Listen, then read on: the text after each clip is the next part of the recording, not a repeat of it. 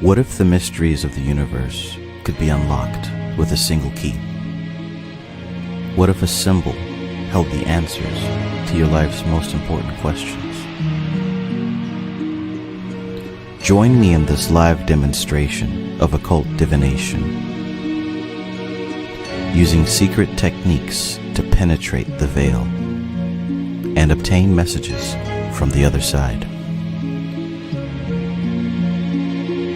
The information you receive will be exactly what you need as you fly into the realm of the unseen.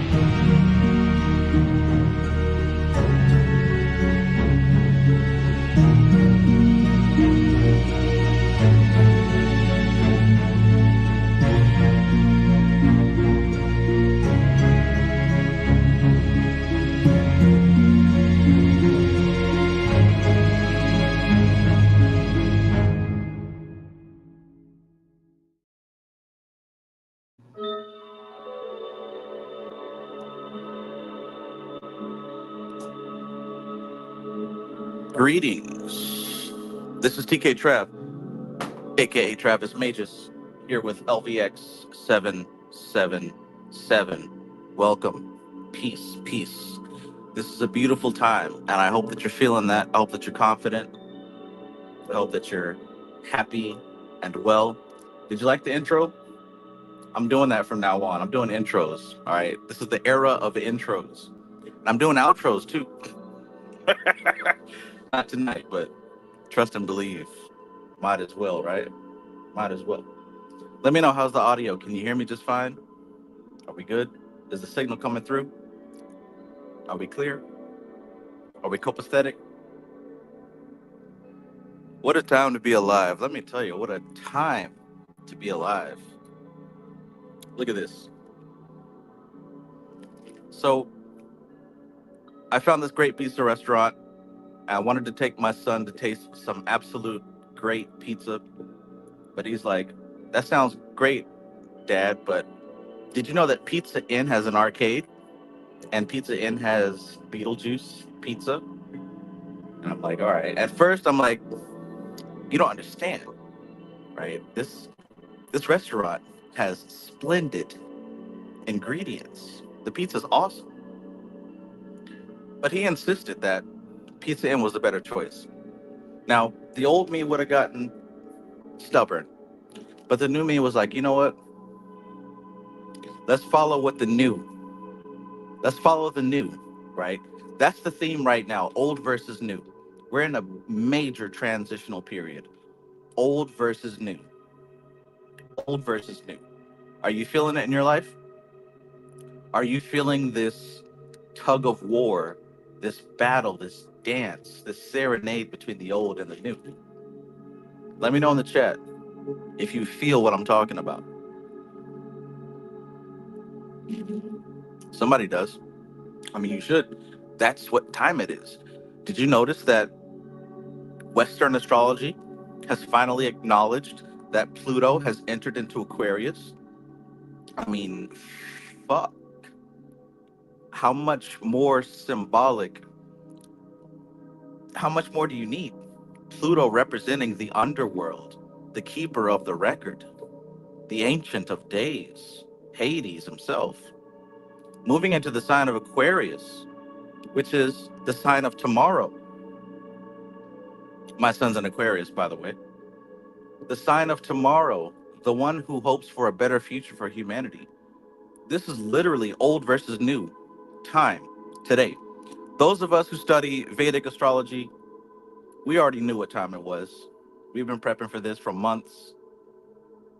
But now the rest of the world has to jump on board and recognize this is officially old versus new season. And let me be blatantly transparent here. I'm not super deep. I forgot that my pizza restaurant was closed on Sunday. So since it was closed and I promised my son pizza, we defaulted to his place. So look, even in my old stubborn way, I still had to submit to the new. I still had to sign that Jake Paul contract with all my skill, with all my knowledge, with all my experience. I still had to sign that contract. Right? You get what I'm saying? You get what I'm saying? Peace and greetings to all my favorite people in the universe. Zero, peace. Ace in the place. We in here. Sunshine Chick, always great to see you. Hamburger, pizza, hot dog, hot dog, hot dog. Fat Tony. I just realized where I heard Fat Tony from. The Simpsons has a Fat Tony. I just realized that, like yesterday. What a time, what a time. Okay, we loud and clear. Excellent. Relax, you good. Peace. Framestar Films. Peace, my brother. The Sanj Decote. Still do your tarot. Get your deck out. See what you pull. Void Stranger. Peace. All right. So, like, yeah, it's been a while. It's been a long time. Shouldn't have left you without a dope beat to step two. Step two. But we in here.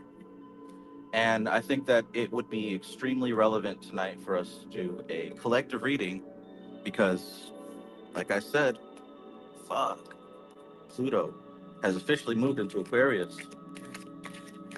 For the Western world, Pluto's already been there. But now the new world has to accept it.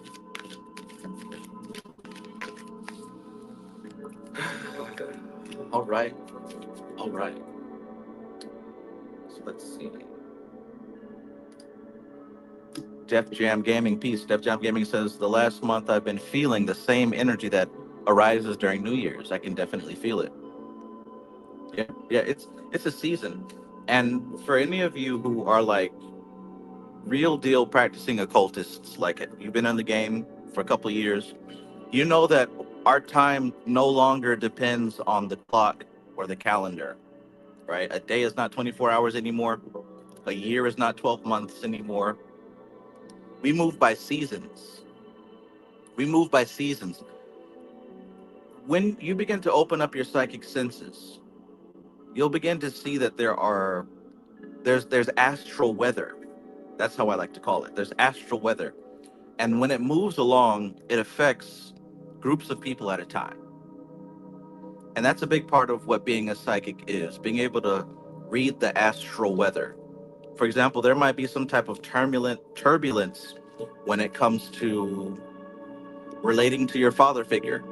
And you'll see that a lot of the people that you deal with are having some type of issues with the masculine force in their lives. Like, that's what I mean. There's a weather when it comes to this astral stuff. And if you've been developing your psychic skills, you would have noticed that by now. So our days don't go by the sun or by the clock, and our years don't go by the calendar. So when we talk about shifts, what we're really talking about is reading the time. Can I get a witness?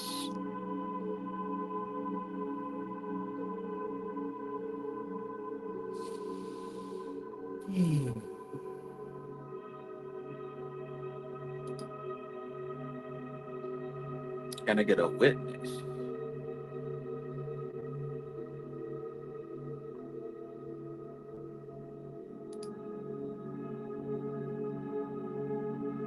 Ace says there's something else that has a Fat Tony. I know someone knows.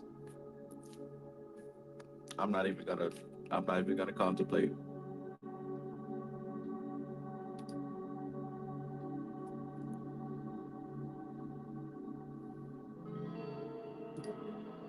Finally, the era of Aquarius begins. The One Piece is real. Haha. Use is familiar. Watching on a PlayStation. Thanks for the great content. Peace, peace, my bro. Laya369. Peace and greetings. Hey fam, thunderstorms here. Sending my love, peace, joy. Humbly grateful. Oh, sending love back to you, Laya.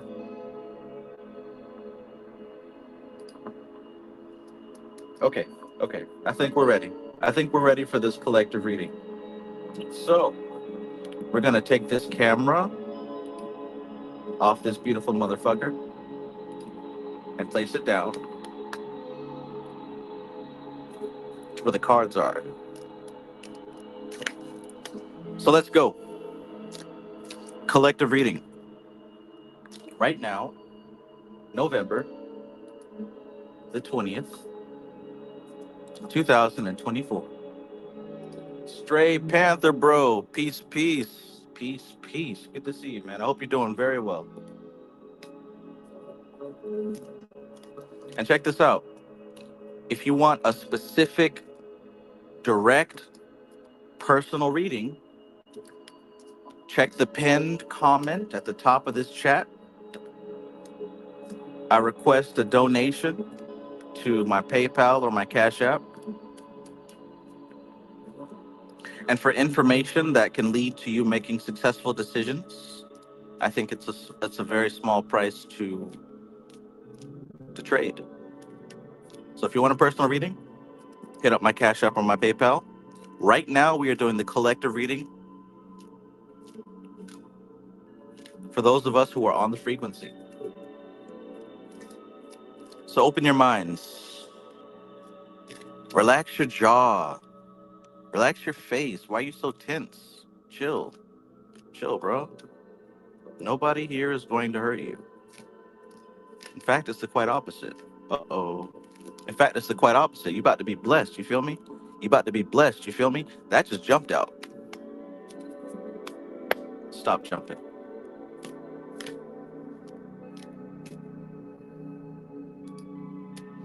Relax yourself.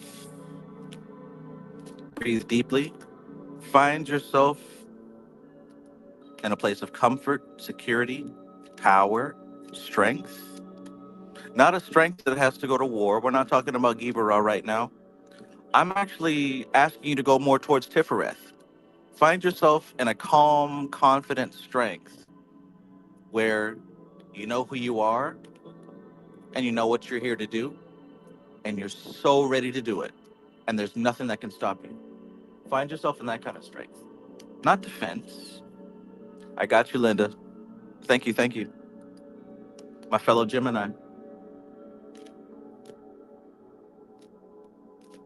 Find yourself. And let's get to it, right? Matthew Watson, peace, peace. Matthew Watson, you know I got to answer the Fortnite questions. Matthew says, "Peace, bro. How you liking the new season on Fortnite?" I love it. I love it. I'm so happy to be away from the chaos that was here before. Um, I love that they're introducing these cultural people. The Ice Spice bot is dumb as hell, but I love her weapon. I like it. I think they really balanced the algorithm, so it's not. They're not placing me in lobbies with people who are too overpowered or too weak. So, like, I enjoy being right in the frequency that I'm supposed to be in. All right, so let's get to it. Peace, peace, etheric. Hardcore, peace and greetings. Mr. Streams lately. Glad I can tune in and catch the tarot reads. All right, Straight Panther, I got you. So Straight Panther, you're going to be third. Linda, you're second. Jessica, you're first. So Jessica, if you're here, you're first. Jessica, if you're here, let me know. Circle of Mystics, peace, peace, my bro. Oh yeah, so happy to see these live tarot reads back. Me too, man. Me too. Me too. All right, Romeo, got you as well. Look, man, I need to go ahead and make a list. Y'all starting to pile it up, and my memory is becoming overmaxed. So let me go ahead and write this down.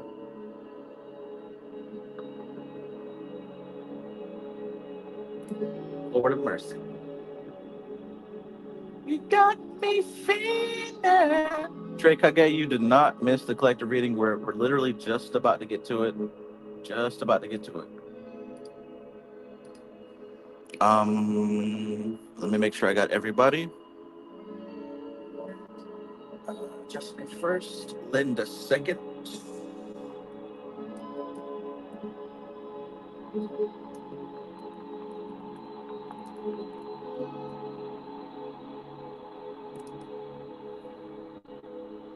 You got me feeling, feeling for you. I don't ever hide. All I do is for you. But tomorrow, when you're not here, girl, I'm down, so I need you near.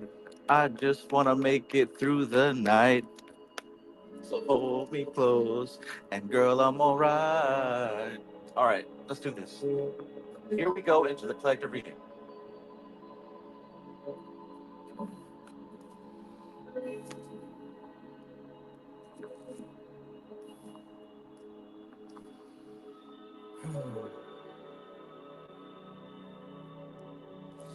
So what jumped out first is the Ace of Pentacles. Ace of Pentacles. Oh, let me make sure we're there. We go.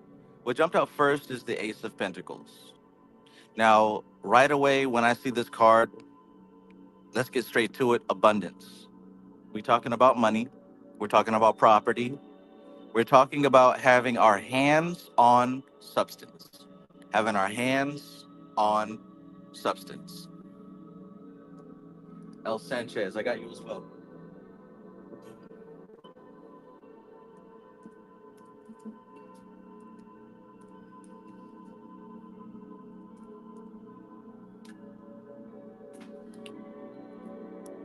We're stepping into a time where we can see the results with our eyes. Okay, now let me clarify now. What we're talking about is this whole old versus new. We're talking about stepping into the new paradigm. And we've talked about this before, and we talk about this a lot. If you recall from my previous readings, if you've been paying attention and you've been doing the work, this whole year has, like looking back, this whole year has been in preparation for stepping into a new station. This whole year has been in preparation for stepping into a new station.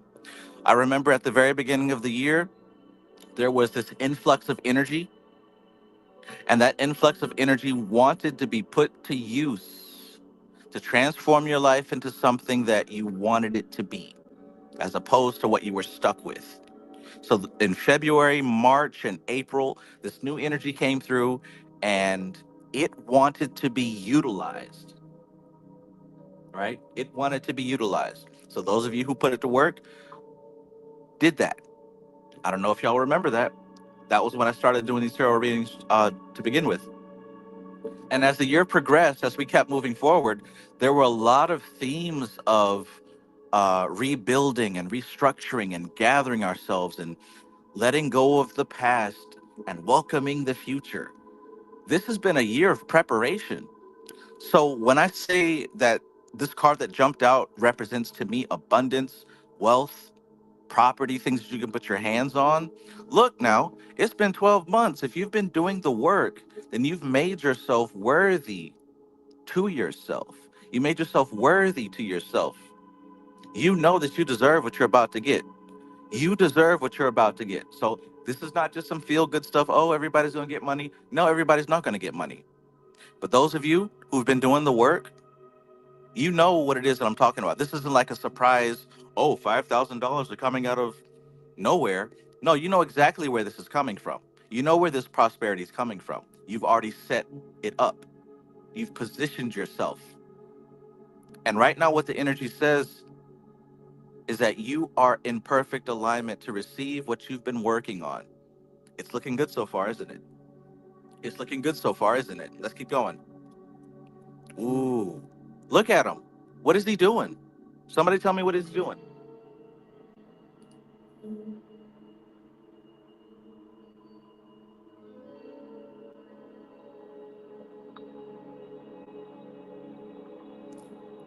He's working diligently, right? He's putting the pedal to the metal. He's crafty. He done made one, he made two, he made three, four, five, six, seven, and he's working on the eighth. It doesn't matter. He's working hard. He's putting forth all the effort that he has to put forth. He's putting in the work, right? And this is the type of energy that you've been on. Now, this doesn't necessarily mean that you've been physically exhausting yourself because, believe it or not, some people have to hear this. Work is also done on the mental plane. You hear me? Work isn't just on the physical plane, it's on the emotional plane, it's on the physical plane, and it's on the spiritual plane. You've been putting in consistent work day after day after day after day after day after day. And look, you're still putting in work right now. And when I say these words, you know who I'm talking about. Like it's just you already know, yeah, this is me, right? If this is not you, that's fine. This ain't for everybody. You've been putting in the work. And look, so far we've got strong pentacle energy, strong earth energy. We're talking about manifestation that you can see, you can taste, you can touch. Check this out, Page of Wands. You're entering into a new cycle of energy. All that work you put in and the reward that you know belongs to you, that's on its way. Doesn't it inspire you? Doesn't it give you a new sense of vigor? And I felt this myself in the past week. This new rush that has recently come, that's given me a new sense of motivation, a new sense of inspiration. I'm ready. I'm ready. And I can feel this in contrast to this right here really wearing me down, feeling tired. Because look, this is the evidence of everything that you've been putting in throughout the past couple of months. So after going through all this and not seeing too much of this, of course you're going to start to feel exhausted and tired. But something happened recently, whether subconsciously or overtly, that has brought a new sense of motivation to you. Let me know if this resonates with you so far. Let me know in the chat if this resonates with you so far. New motivation has come after toiling for so long and not seeing anything. Check this out, right? This is exactly what I just described. He's looking at his hard work. He's looking at everything that he's put in. And this is you. Although it might feel like, damn, when is it going to come? And here's the beautiful thing. I know that you've been doing the mental work and the spiritual work, so you're not focused on the reward. You're doing the work for the sake of the work. And that's what you're supposed to be doing. You're doing the work because it's the right thing to do. You're doing the work because your soul is calling you to do it. You're doing your work because honestly, there's nothing else to do. But let's be real, right? As human beings, you're like, damn, when is it going to come through? Like, when am I going to really experience what I've been waiting on? I get it, right? I feel it too. Look at all the pentacle energy. Like, this is so material. A lot of this stress, a lot of the heavy energy is because, you know, we've been focused on the physical, haven't we? We've been focused on the physical, whether it's bills, whether it's relationships with other people or lack thereof. There's a lot of physical things that have started to weigh on us. But like I said, just recently, there's been a spark, right? There's been a spark.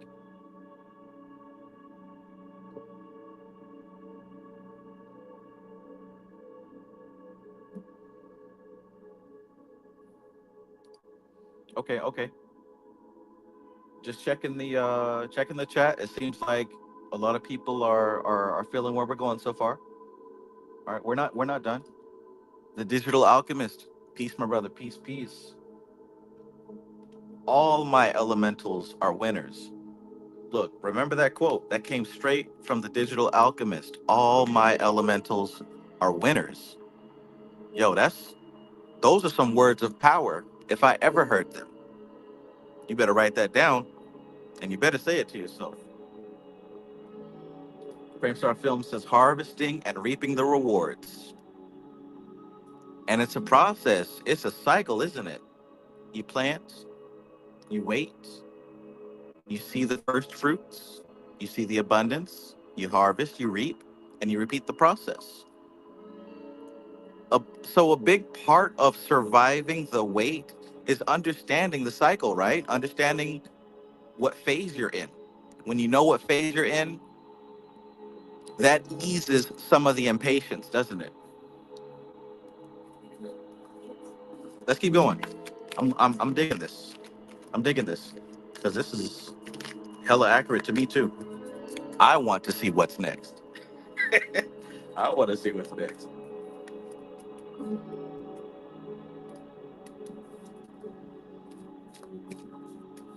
How we doing? How we doing? Don't get sleepy on me. Don't get sleepy on me. Let me know if this resonates with you so far, because it damn sure resonates with me. And I'm telling you, I felt the spark just a couple days ago.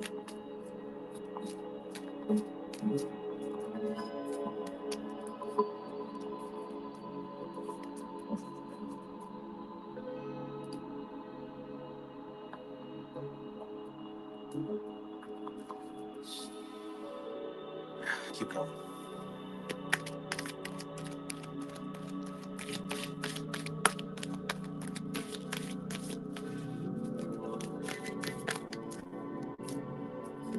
So check this out. Check this out. I want you to really see what we're about to pull out here.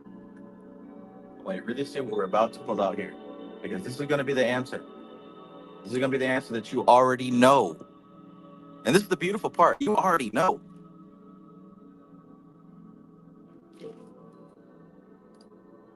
Resonates 100%. Taking the words out of my mouth and thoughts. I've been announcing I'm ready lately. Framestar Films says the death card should make an appearance. Uh-oh. Uh-oh. Here we go. You can wait, but you. All right, the Six of Cups.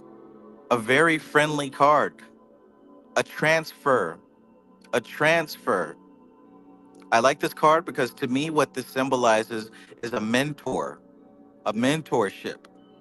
Either you're going to come into a position where you're going to receive from a place that you couldn't. Let me rephrase that. It's time to receive something that you could not have normally received were you not in position. So all of this right here, all this hard work that you've put into the game, the planting, the waiting, the patience, all of this has positioned you. Wow, look at the time, 9:09. Love it.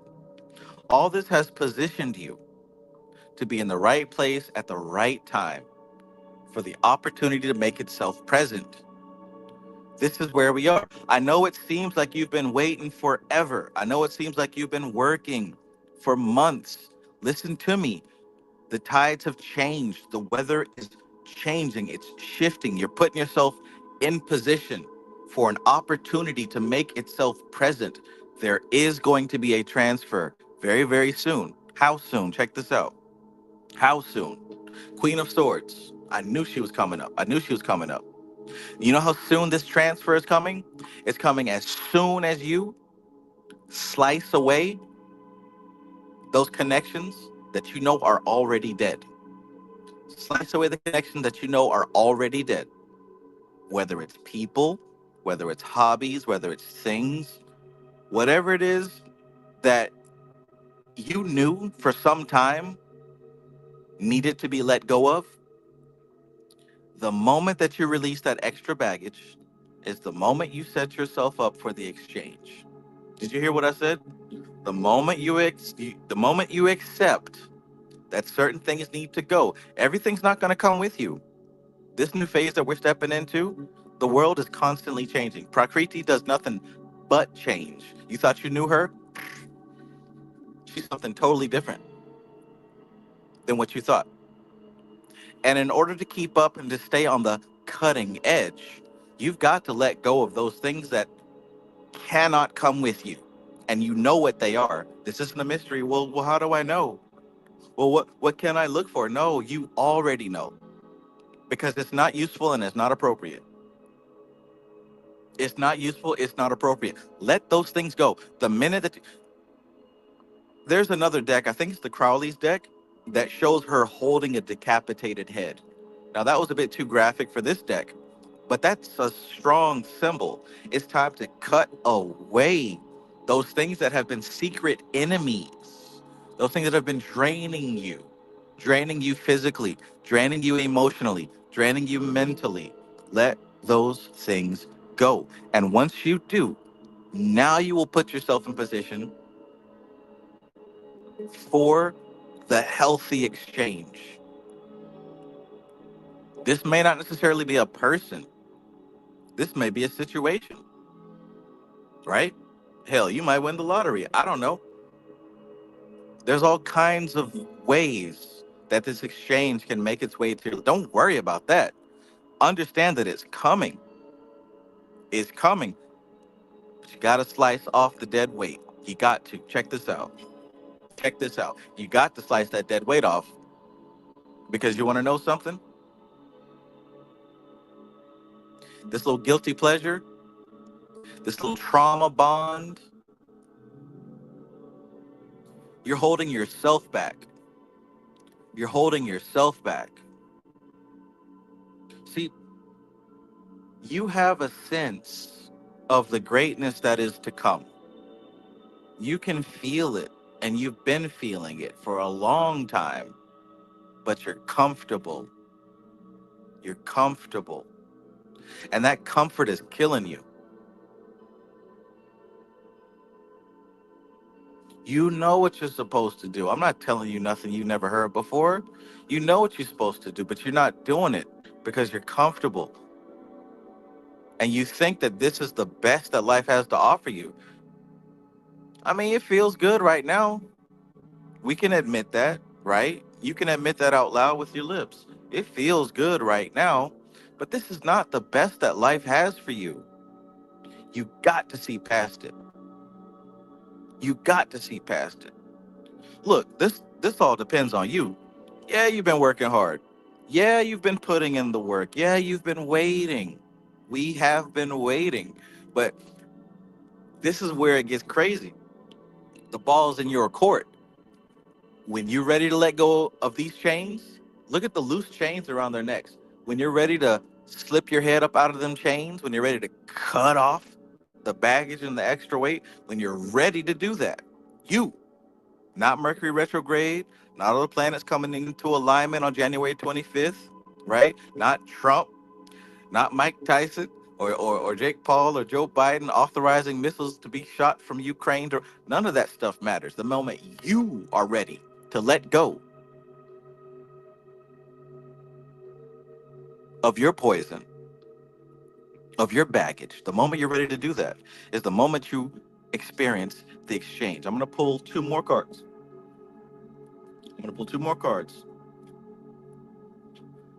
How we doing? How we feeling?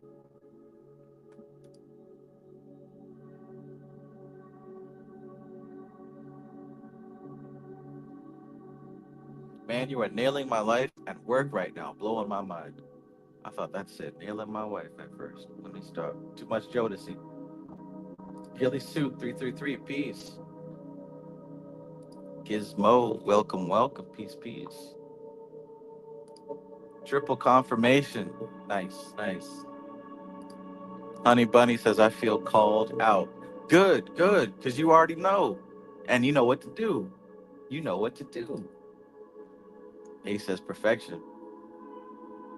Elias says, it is windy storming here. My plants I potted on Sunday. Pots crashed to the ground. I wonder what that symbolizes to you. I wonder what that symbolizes. All right, let's keep going because we got two more that we're gonna pull. We got two more, and I hope that you all are starting to see in your mind what steps that you're gonna take next to really make this thing. And when I say this thing, I'm talking about this thing to really make this thing come into fruition. Like, what do you need to do? What do you need to cut off? How would you go about doing it? What would be the best way to go about doing it? Right?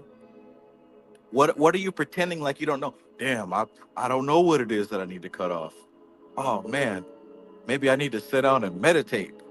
Oh, stop. You know what it is. You know what it is. But like I said, you're comfortable and you don't want to hear it. Check this out. Page of Cups. Page of Cups. So not only have you encountered this new sense of inspiration, you're starting to reevaluate your feelings. You're starting to reevaluate how you feel about certain people in your life. Perhaps you've been following along a fantasy fairy tale, your own specific delusion, and maybe something has changed to where you're starting to see things as they actually are. And that's a good thing for you. That's a good thing. And maybe that's part of this whole shift of needing to cut things off because maybe now you're actually seeing clearly. Maybe you were letting your heart override your head. Maybe you're letting your body parts go faster than your logic. In any case, it seems like you've hit somewhat of a reset button on these emotions, on these feelings. And that's a good thing. It's always good to see things from a fresh pair of eyes, old versus new, old versus new. And here it is, Framestar Films. You called it. You called it with your cyclomancy practice and ass. You called it. Here we have the death card. It's a wrap, man. It's a wrap. This is it. This is it. Once you get over this, everything you've been waiting on for the past 2, 3, 4, 5 years, you're stepping into it now. This is a death to all this. This is a death to the weakness. This is a death to the aspect of yourself that has been saturated with other people's hopes and dreams and expectations. This is a death to you holding yourself back. A lot of us have been living in a mental prison, an emotional prison. And because we lived in that prison, we allowed ourselves to have parasites feeding off of us. We allowed ourselves to shortcome ourselves. Like I said before, man, this little comfort you got, this ain't the best that life has for you. This is not the best that life has for you. That's dead, man. We finished with that.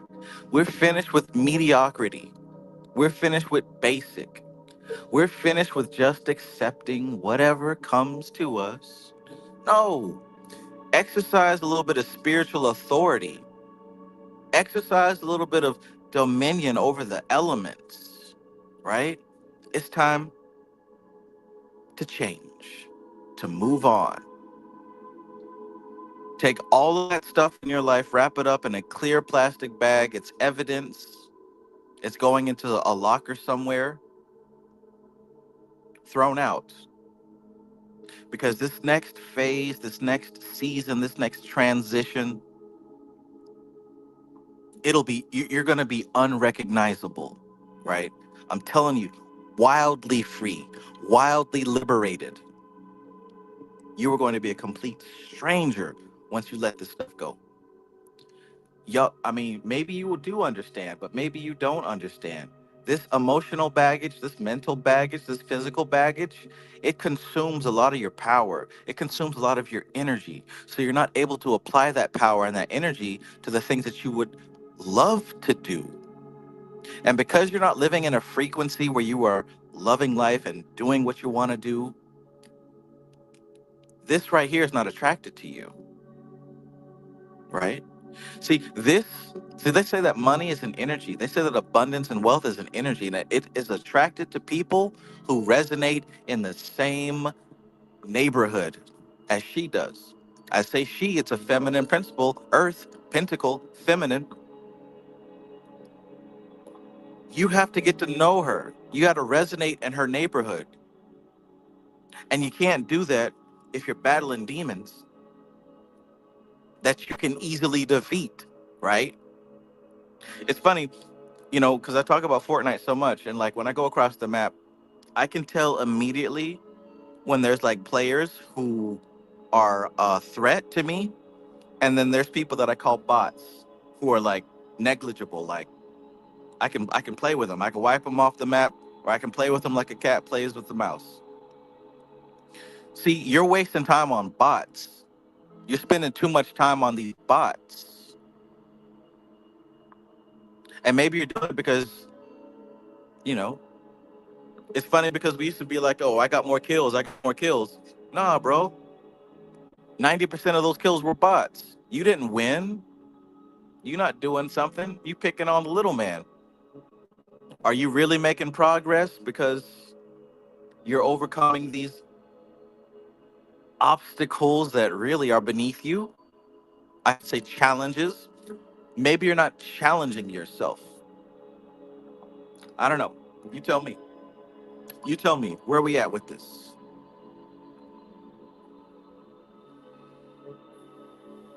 This man called it. This man called it. My gnosis. Peace, peace. Peace, peace. Never fails, man. Never fails. It's never a dull moment. Like this, I know that if I'm gonna do this tarot stuff, it doesn't matter how long it's been. It doesn't matter if I feel like I'm out of season or if I've studied enough. Like it doesn't matter because these cards speak for themselves. These cards literally speak for themselves. That's amazing. Gizmo says, "Hell yeah, I will." Queen of Spades energy with that. That's what I'm good at. Wait a minute now. She's similar to Swords. Hey, I'm gonna keep it neutral. I'm gonna keep it neutral. This is great. Is you done or is you finished? Because you're through. I'm gonna tell you one more time and then you're through. The Science Decode says, and self-respect. Yes. Straight Panther says 1111 energy. Absolutely. Absolutely. Lance Benefield says the Queen of Heaven is back. She is. And here's the thing, she ain't leave. She ain't leave. We are back. We have made an audience for her once again. El Sanchez, gotcha, gotcha. Okay, so Jessica, let me know if you are here, because Jessica, you are first. But Jessica, if I don't hear from you, Linda's next. So I'm gonna go ahead and post this in the comments, the order, just in case anybody is wondering where they stand.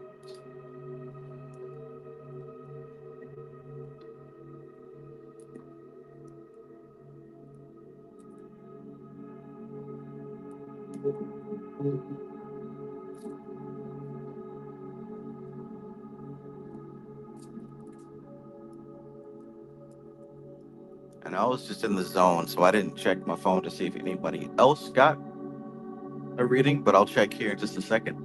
So far, this is the order.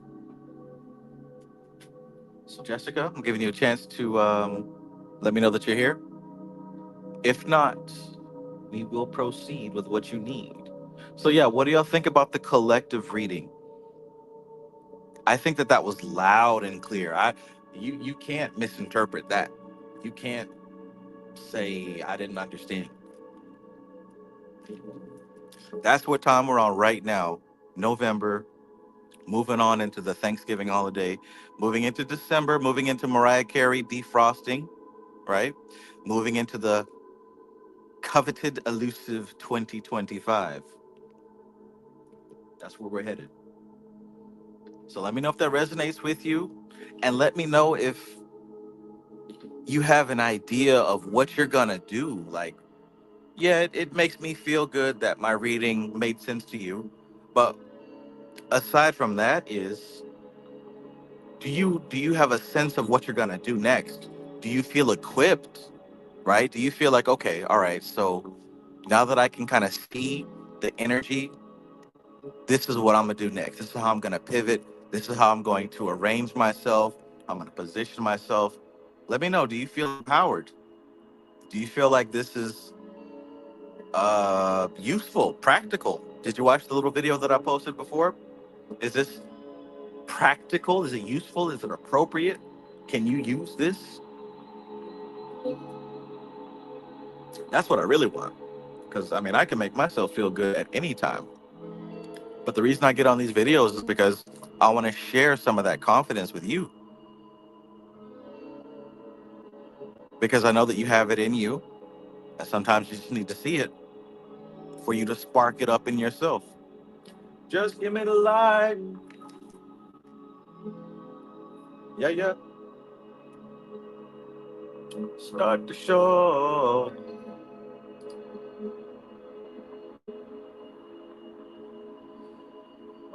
So let's go. If you like this content, hit the like button. You got me feeling, feeling, feeling for you.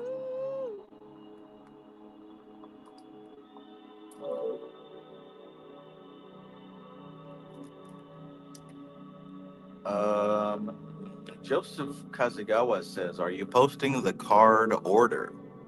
What do you mean by that? What do you mean by that? Yeah, I mean, this is the card order. 1, 2, 3, 4, 5, 6, 7, 8, 9. That's the card order.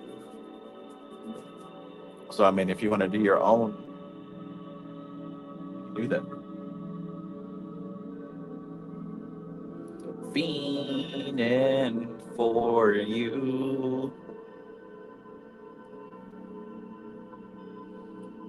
Take my money. Take my money. My house and my car.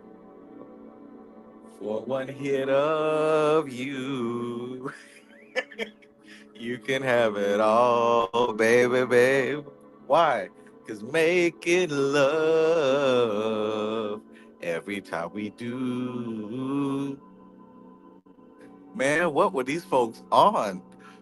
This man said, take my money, my house, and my car. For one hit of you, you can have it all. I don't know what the hell he's talking about. Does anybody know what he's talking about? I ain't never experienced that. For one hit of you, you can have it all, baby, baby. Making love. Damn, I ain't never experienced that. I don't know if I want to experience that. God bless America.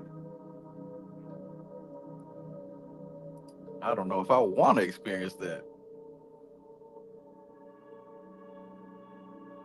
Spend my last dime for a drop of your time. Jeez Louise. I'll let y'all think about it. I don't know if I want to sing about that. God bless.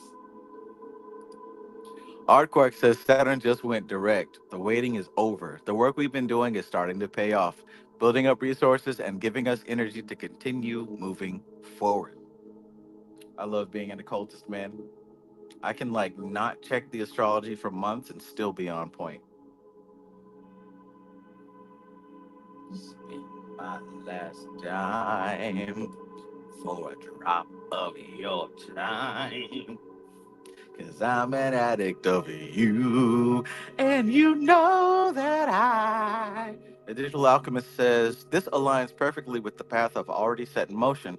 It feels like a divine affirmation, serving as both inspiration and energy to keep moving forward with purpose and clarity. Boom.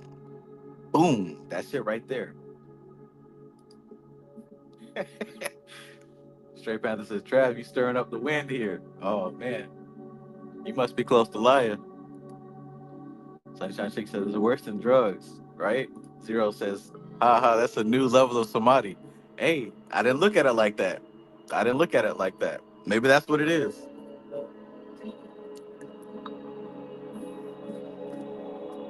Surely without a doubt. Does anybody not know that song? How can you not know that song?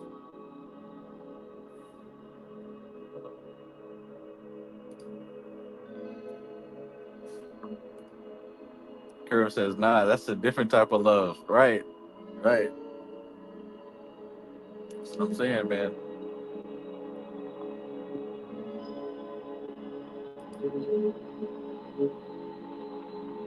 10th grade. Yeah, that brother starving. That might also be the perspective. That might also be the perspective, right? Maybe it's been a while. Oh no, now I'm scared. Now I'm terrified.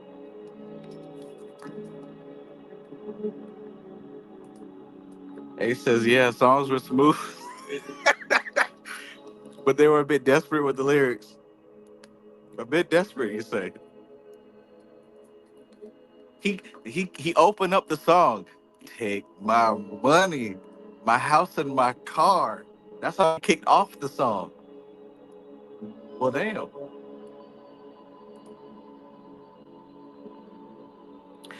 Y'all ever watch Bobby Hemmett when he used to talk about that kind of love? Y'all remember when he used to talk about that kind of love? He said that was some supernatural shit. So see, y'all calling him desperate. Y'all calling him this, that, and the third. What if? What if it's some women out here or some people out here that can trigger a trance state that can take you to a wild place of desperation?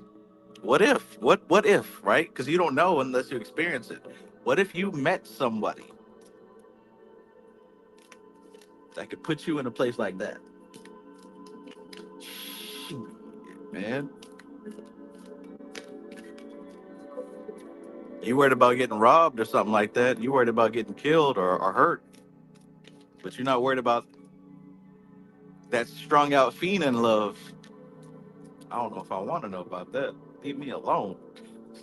Leave me alone.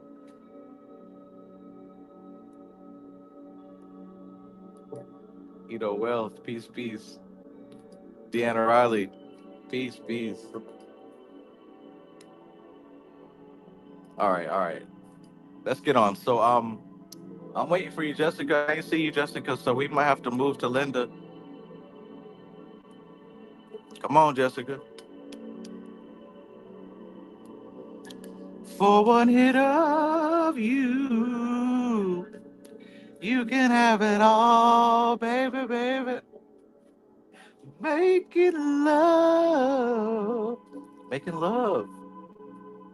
Who says making love? Is we fucking tonight? Y'all done fell off, but y'all done fell all the way off.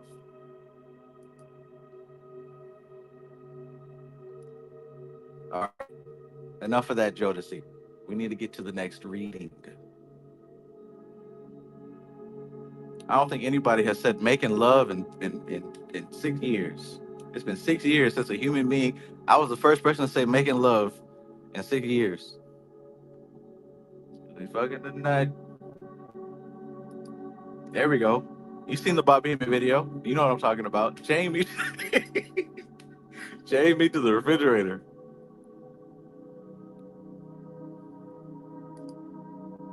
Okay. Wait a minute now. Is that the right Jessica?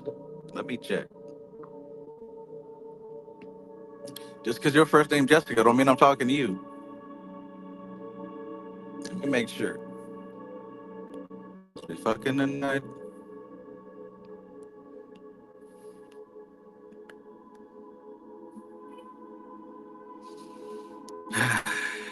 Dude, man, somebody said that I use my phone like an old person because, like, I scroll. I was low key offended, but I pretended not to be. No, Jessica, I don't think you're the right Jessica. So we're gonna go to Linda. Linda. So, Linda, do you know your moon sign? Do you know your moon sign? Do you know your moon and your rising? Linda, do you know your moon and your rising? Because I know your sun.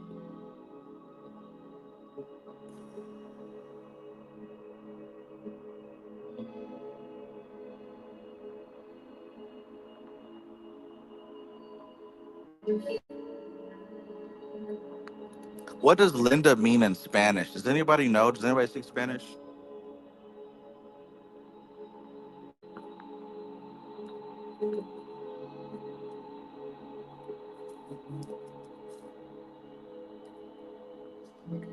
Okay.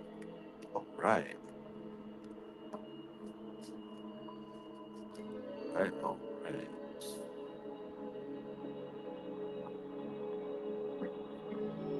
Oh, Deanna Riley says it means cute. Desange Decote says it means beautiful. Zero says pretty. Interesting. Interesting. Let's get on with the reading.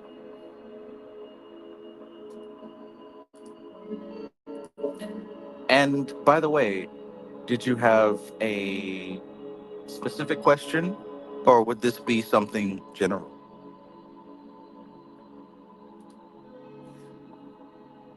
Oh my God, I'm resisting singing any more Jodeci. 'Cause once I start, I will not stop.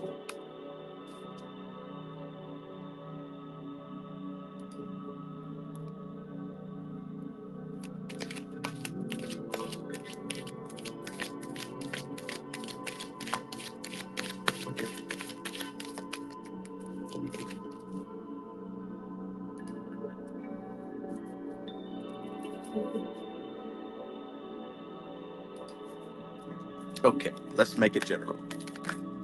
Ooh, somebody done popped out. Wait a minute now. Do I accept it? Let me know, Linda. Do I accept the pop out, or do we keep shuffling?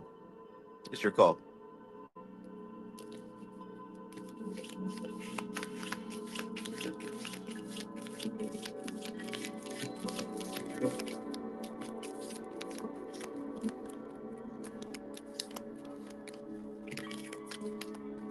All right. I'm still shuffling, but I got a knuckle grip on the pop outs, as you can see. I got a knuckle grip on the pop outs. Pop out accepted. There we go. Pop out accepted. Boom, boom.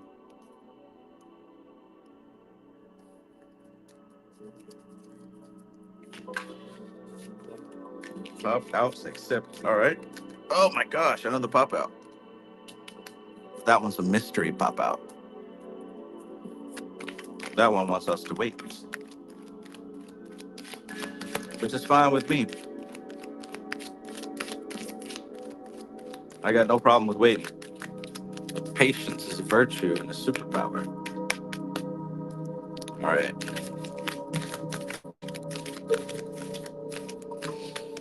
Okay.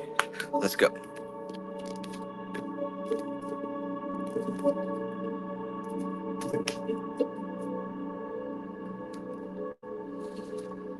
Gemini Sun, Cancer Moon, Scorpio Rising. Those of you who are versed in astrology, do you feel like a person appears as their rising? Do you think that's a legit assessment? Does a person appear as their rising? Witchy Crafter, peace, and greetings. Kristen, I love you. Good to see you. Thank you for being here. Thank you for being you. A lot of Gemini energy going on right now. No offense, Linda, but I think that Witchy Crafter might be my favorite Gemini. My number one favorite Gemini.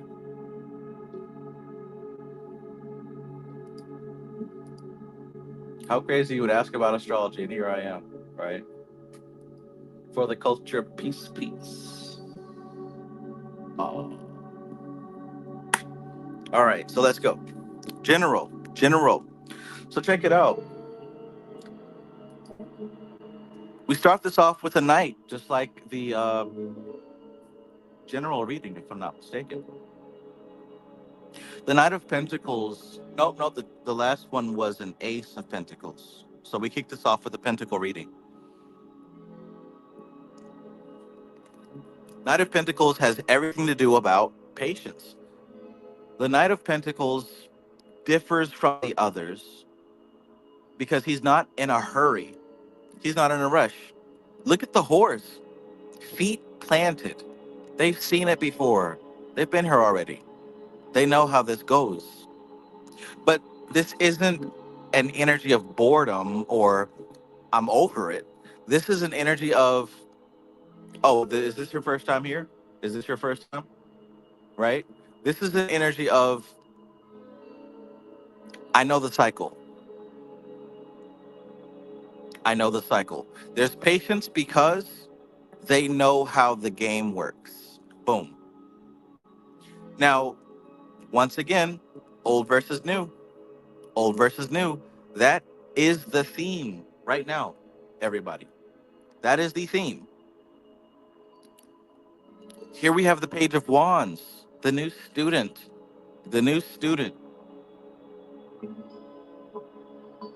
In specific, we're talking about a new type of inspiration, a new type of spirit, a new type of charge, new type of motivation. Something new is fueling you. And just like Dion Fortune said in the first chapter of the Mystical Kabbalah, the new has its seeds in the old, right? Before the old is said and done, the new is already starting to take shape, to take form. So what I'm saying here is there's a routine, there's a pattern, there's something that you're accustomed to, there's a game that you already know how it goes. But even within that game, you're still able to find excitement. And that's probably because right now you're able to recognize a pattern to where you're moving into a place that you'd like to be. Knight of Cups. Okay, lots of night energy. Lots of night energy. This is a very active card. So the Knight of Cups is the epitome of the knight in shining armor. The knight in shining armor. This is the champion of love. This is the champion of matters that has to do with the heart, with the emotions. This is a true hero. Now, because he, like the Knight of Pentacles, represent the feminine sign of earth and water, they're not in too much of a hurry. The Pentacle Knight understands the patterns of nature and simply flows with them. The Knight of Cups likes to push the charge a little bit, but only as far as the season allows. So what are we saying here? There's a cycle, there's a pattern, there's a system that you're used to. You've been able to find inspiration in that pattern, in that cycle, and even more than inspiration. You've been able to find something to really care about, something to really cherish, something to really love. Poetry. You've been able to find beauty in the season, beauty in the patience, beauty in the struggle, beauty in the wait. This inspiration has changed something in you.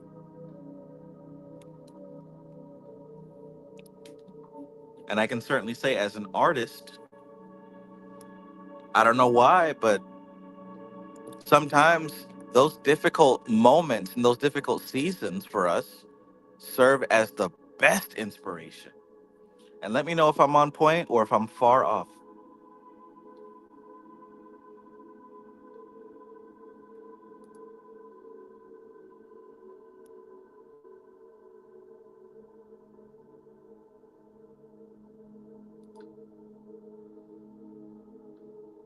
Let me know if I'm on point or if I'm far off.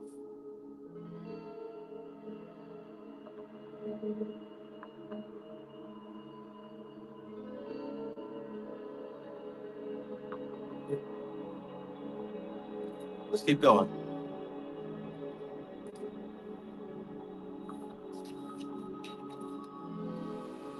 The Wheel of Fortune. The Wheel of Fortune. So I looked at it real quick, and I closed my eyes. The first thing I saw was the book. Right, right. And look, this is Scorpio too. This is the one I saw. This is Scorpio. Aquarius, Scorpio, Taurus, Leo. The book. It's time to write. It's time to write. I don't know if you're actually taking notes, if you're journaling, if you're writing new lyrics, writing new music. It's time to write. This is the season to record your experience. See, this is a complex flavor of emotion, right? Being patient, waiting for your turn, and at the same time being inspired, old versus new. And within that dynamic, still finding a sense of intimacy, a sense of romance, a sense of beauty within this, finding the beauty in this. Because this is all happening inside of you. This is all in your head. This is all in your heart. This is an internal thing. This isn't anything external yet, but you're still able to find the joy in it. It's time to write this stuff down. It's time to take note, to make it tangible, to manifest this thing. Because as the wheel turns, as we move into this next cycle, you're going to use these notes. You're going to use these things that you're putting down. These are seeds that you're planting. The general reading that we did, the man working hard in the garden, putting his work in, this is your work. Put this stuff down, mark this stuff down. As a Gemini, I'm taking note as well. I'm taking note as well. This is a hands-on type of experience. That's what's moving the wheel right now. Let's keep going. That's what's moving the wheel right now. So you're moving into a phase where you're going to be working with your hands. You're going to be juggling, right? You see the two at the top, Gemini sign. It's going to seem turbulent, but this is a phase that we are used to. How the outside world is going to be in a bit of chaos, but we're not worried about that because we have our own personal flavor of chaos going on. And see, our personal chaos, it's not necessarily negative. It keeps our minds active and busy. It keeps us feeling like we are in some kind of adventure. And once again, this is a space of creative inspiration. So as you're going through this, please take note of it. Write it down, mark it down. Mark it down. Because there's going to come a time where you're going to look back into this stuff and use it to fuel the next season. The same way that a farmer will plant and harvest his crop, but take a portion of that crop to plant for the next season, right? Utilize this stuff. Utilize it. You're going to need it. Queen of Cups. So just like the knight in shining armor, right? The knight in shining armor, able to make poetry out of the situation. The reflecting Queen of Cups, we're talking about water of water here. She is the clairvoyant queen. She's the psychic queen. This is the water of water. She's going to be reflecting. And look at how she's facing the left. Everyone here is facing the future, even this one. And she's looking back at all of them. She is the queen looking back at all of them. What does that mean to you? In a way, she is relying on these. These are her knights, right? This is her page. These are members of her court, and she's relying on them. It sounds weird, but this is the future, looking back onto the past, and she cannot exist without the past. Her power doesn't exist without the past. So since you're right now in this past phase, quote unquote, Make sure that you are strengthening your queen. Make sure that you are strengthening this future, that you're fortifying her, that you're building her up, that you're doing everything that you need to do to make sure that she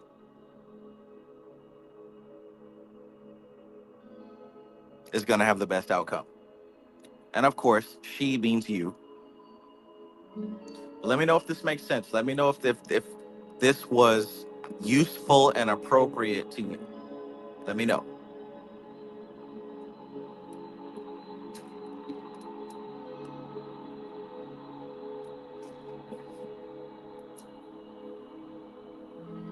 Come on, come on, come on. Come and talk to me. I really want to. Can I talk to you? Cause I'm gonna come and talk to me. I really wanna get can I talk to you? Let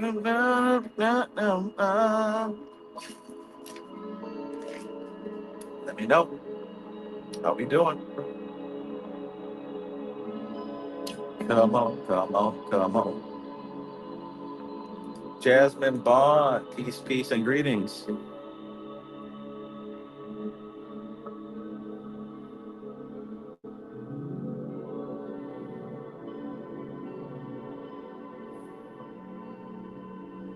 I don't ever mind.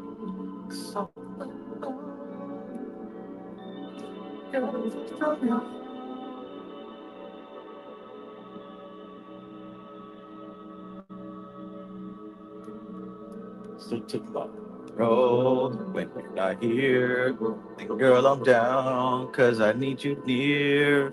I just wanna make it through he just wanna make it through the night. He can't make it through the night without her. Man, I don't know if I wanna be like that. I don't know if I want that kind of love. Can't make it through the night. Woo. Brother, please. We're doing good. We're doing good. Yes, confirmation to continue in this direction, but also incorporating the writing aspect to market. Yes, yes. I think for me, I need to be doing some more videos. But yeah, those of you who are Gemini, there's something there that you can take from this and utilize. For sure, for sure. Witchy Crafter says people will be feeling this major shift in the house of tropical Aquarius. Yes, yes. People will be feeling this major shift in the house of tropical Aquarius. So what's happening in your house of Aquarius? Personally, I check for my sun sign and my rising sign because my sun sign it's often relevant, but my rising sign is going to be accurate to the house. It's a good year for me. Good year for me. Okay, so who do we have next? Stray. Stray, you are very next.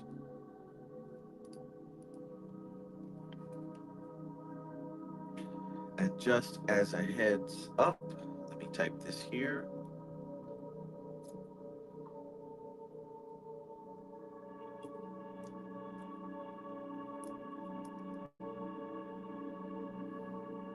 We got Stray, Romeo, El Sanchez, and Jessica. If you are here, Jessica, you know who you are. At any point in time that you pop up and say, "Hey, Trav, remember me?" Yes, I do. Just let me know, and we'll squeeze you in.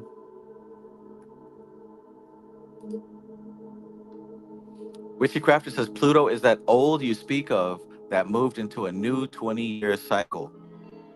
Hot dog. I love it. And I'm telling you, I came up with that old versus new concept before I knew that this is what was happening.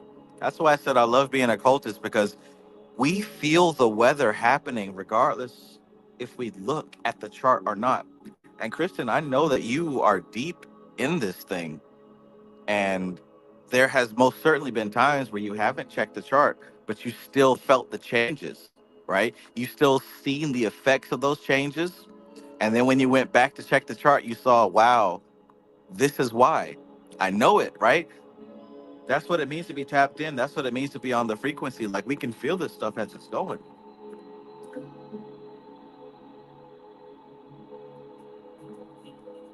Okay, Straight says Aquarius Sun, right? I mean, I know that part, but thank you for letting me know again. Aquarius Sun, Sagittarius Moon, and Rising Scorpio. Boom. You big bad, right? All right. Everybody who's an Aquarius, listen up. Everybody who's an Aquarius, whether that's your sun, your moon, or your rising, this is for you. Okay, here we go. Just a thought. This is Jess. I'm here. Okay. I got you. I got you. I got you next, Jessica.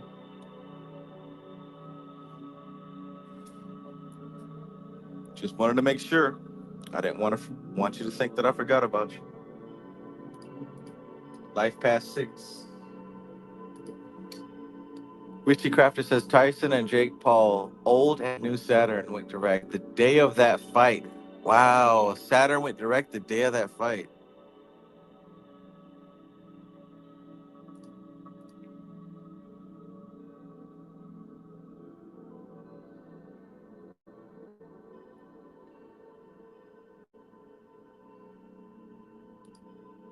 Okay, all right. Let's shuffle these things up and let me know if Straight Panther. I don't see if you said it or not, but let me know if you want this to be a general reading or if you've got a specific question.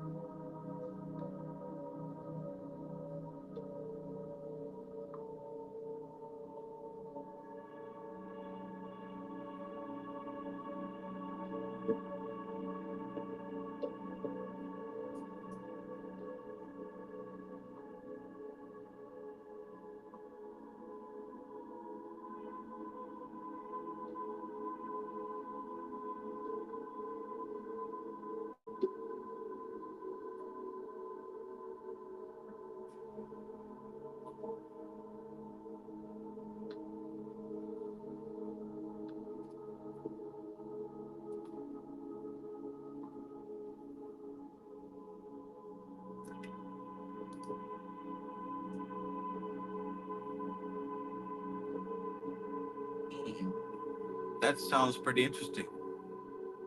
I had a dream last night that there's a super city in the sky with a massive storm around it, protecting it. Yeah, that sounds interesting.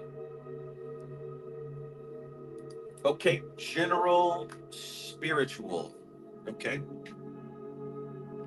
gotcha, gotcha.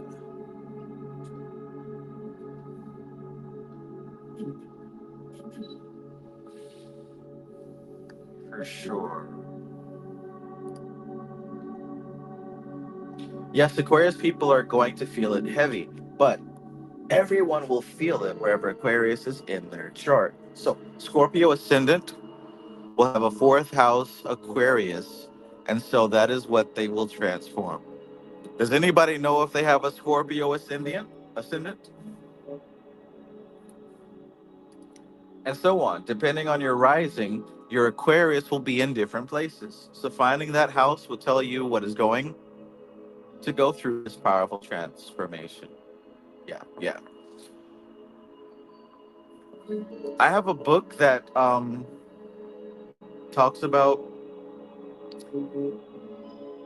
what it would mean for different people in different houses. I was gonna read that tonight, but I decided against that. Asking everybody what would be theirs. I mean, I guess if there's only 12, it wouldn't really be that overwhelming, but eh, maybe another time. Okay, so you said general spiritual.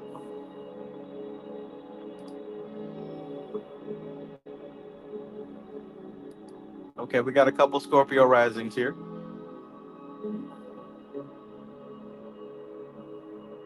Let's get on with the reading.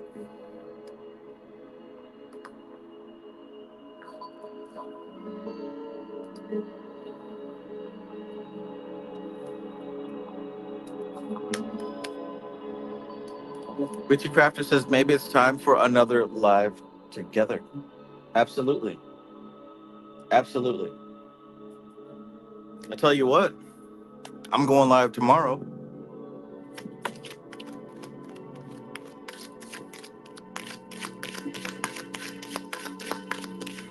I'll have to check up on you and see what you got going on. If not tomorrow, that's fine. We can do it another date, another night, I should say.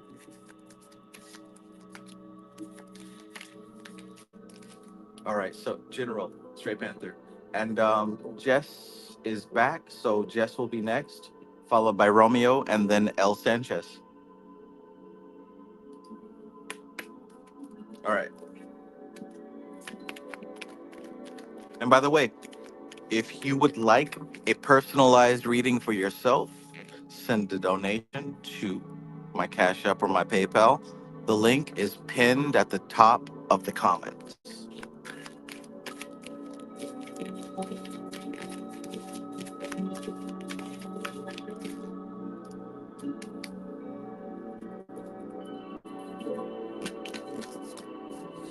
Whiskey Crafter says, okay, Scorpio rising people, the change will be in your home or mother, your land, and your private lives. Check on mama and make sure she is okay. But also, you may move.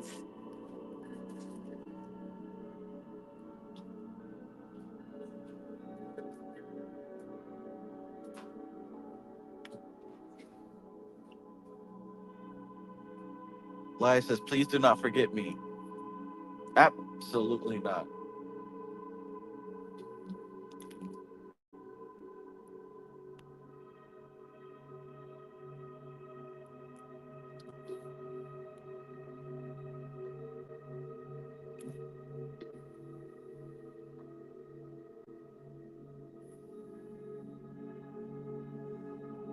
Okay, forgive me, Lai, forgive me.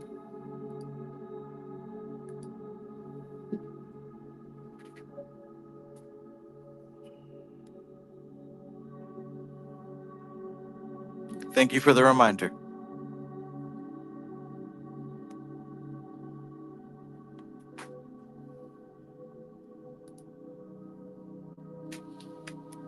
Okay.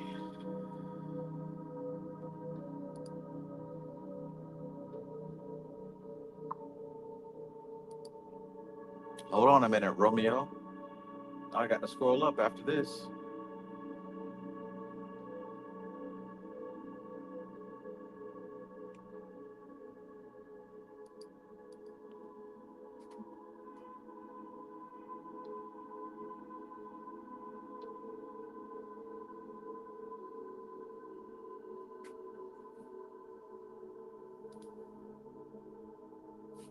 Okay. All right. Now, here we go. Aquarius, Sun, Sagittarius, Moon, Scorpio, Rising. Does any of this apply to you? Let's find out. Let's find out. Bim, bam, boom. I like to put that extra one down just so we can see where the story will be going.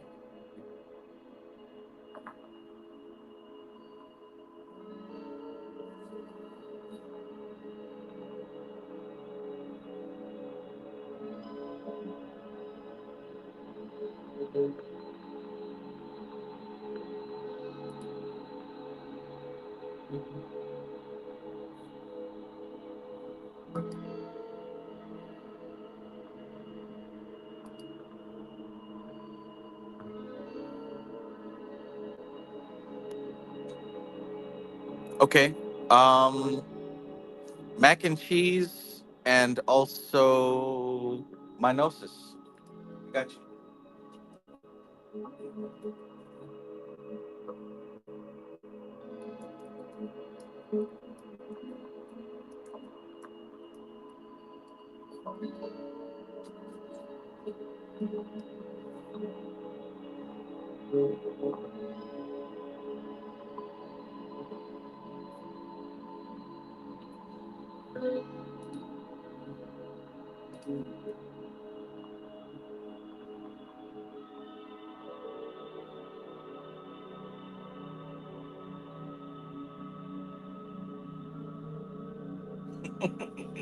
All right. Boom, bam. Aquarius. High priestess. Let's look behind the curtain. There's something just outside of reach. There's something just on the tip of your tongue. Metaphysically, of course. Something just out of reach that's making itself known. When we think about the high priestess and how metaphysically she's represented by the moon, we're talking about a symbol that outwardly is constantly changing. Yesod, the moon, is one of the most confusing principles when it comes to Kabbalah. But once you understand that change is the constant, change is the constant. Once you understand that, you're one step closer to getting a peek at what's behind that curtain. So I wonder what type of changes that are happening for you right now that you can find a pattern to. I'm already seeing how this connects overall. The Hierophant, and I'm so glad that the Hierophant has appeared. So we're talking about Taurus. We're talking about consistency. We're talking about a fundamental structure. When we see the Hierophant, we're looking at the energy of, like, say, a pastor, a preacher, someone who is the head of a spiritual organization, someone who represents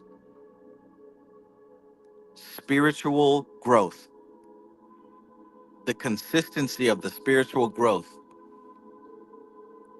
And this may not be a person, this may be some type of organization that you look to that represents that consistency. So let's put these two together so far. There's something just outside of reach. You can feel it, you can sense it, you know it's there.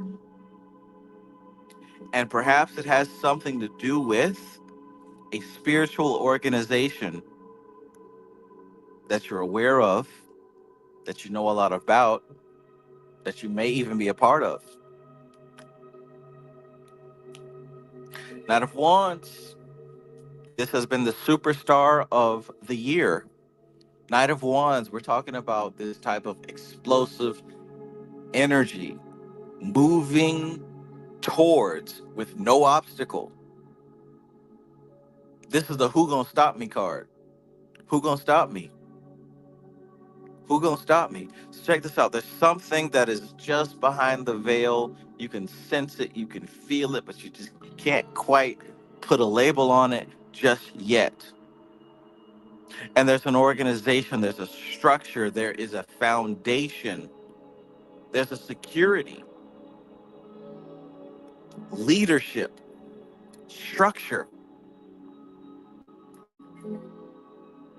And there's an energy of who gonna stop me? King Kong ain't got shit on me. I'm the police. I run shit here. You just live here, right?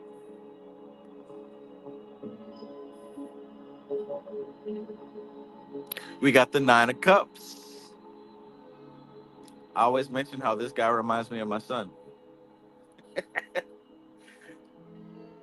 Chilling in the spoils, right? Now, we don't know if he earned this, if he just fell into it. It doesn't matter because he got the bag.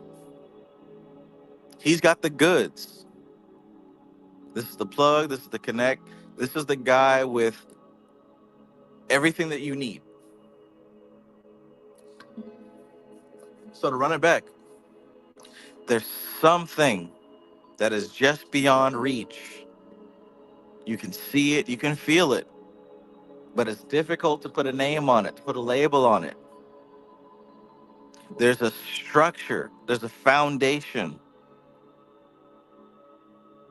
and there's an energy, there's a vigor, there's a who gonna stop me type of attitude.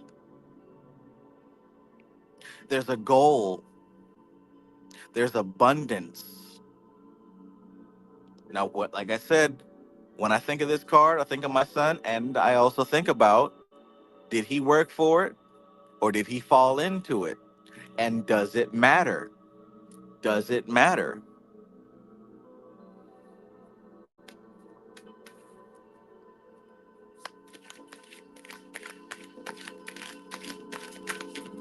This one's a little bit different. Okay, this popped out.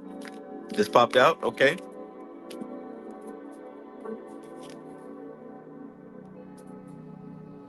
So we got the Two of Wands, right? We've got an enterprise into a new area. And this, so when we think about a page, like maybe the Page of Wands, the page would be embarking upon a new spiritual path or something that has been, uh, it's foreign and it's brand new to him and he's excited. No, this is the Two of Wands. This is a seasoned professional, right? Seasoned professional. Look, okay, we got some new land, we got a new opportunity. That's cool. Show me the paperwork. Show me the stats. What are we working with here? What do I have to expect? What are the threats? Basically, there's a new opportunity, but you're not approaching it like someone who's naive or overexcited. You're approaching these new opportunities like, all right, that sounds good, right? I'm happy about it. Sounds good. Uh, but what else, right? What's in the fine print? What's the boundaries? What's the limitations? What are you not telling me, right? You're looking at this thing from a perspective of seasoned maturity. Run it back one more time. There's something just outside of reach, and you can sense it with your psychic senses. You can feel it. There's a structure that you are relying upon. Let's go ahead and put it. I'm trying to stay neutral, but I can't be neutral the whole time. There's a structure that you are relying upon that's guiding you through this thing. Now inside you've got this energy of who gonna stop me? I'm going full force. I got nothing to lose. Let's go ahead and do this thing. 100%. We've got a goal here, and it doesn't matter what happens as long as the goal is achieved. Now check this out. At the same time, I need to know the details. I'm with it. It sounds good, but I need to know the details. And this is the one that really has me concerned.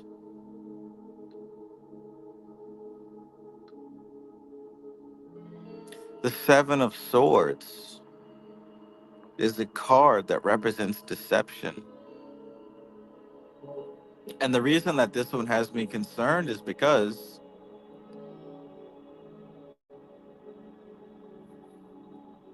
even though we're approaching this with seasoned maturity, there are still some areas that you're just putting blind faith to work. There's still some areas that you're just like not questioning, not checking, and just letting it roll, just letting it ride. And maybe that has worked in the past. But if you're going to approach some areas like this, you need to approach all areas like that. Check the loose ends. Check what you've overlooked. Check what you've taken for granted. There might be something that has been overlooked. Maybe, right? This doesn't necessarily mean that somebody's doing something to you, but what this is saying is there is a weak point in the armor. Check it. Check that weak point in the armor and fortify it, strengthen it, back it up.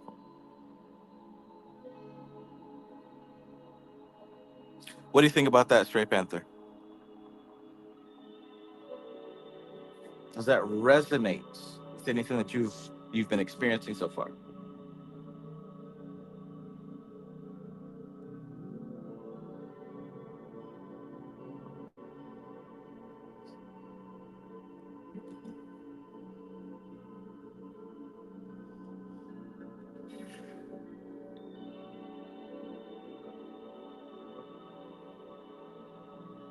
Stray Panther says, I've been seeing the word Hierophant 3 times other than now today.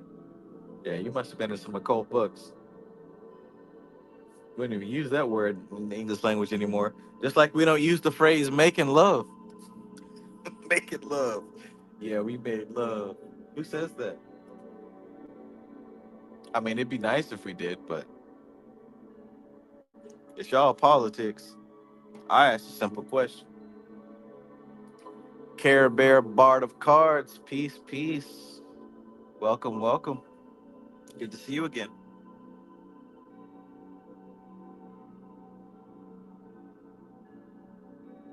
Cause making love every time we do.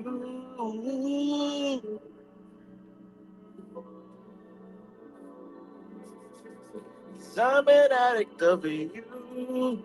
And you know that I can't leave you alone. You got me fiending.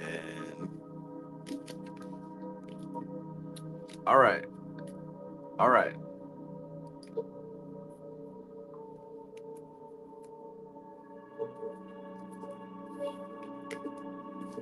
All right. So based on the order, Jessica, you still here? We're gonna go with Jessica based on the order. And after Jessica, Laya 369.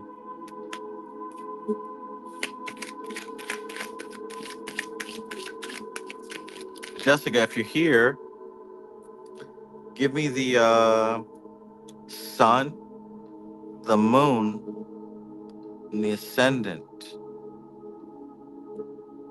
the ones that go with your birth chart.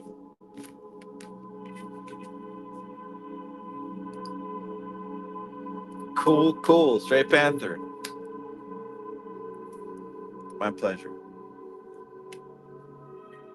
Check those loose ends.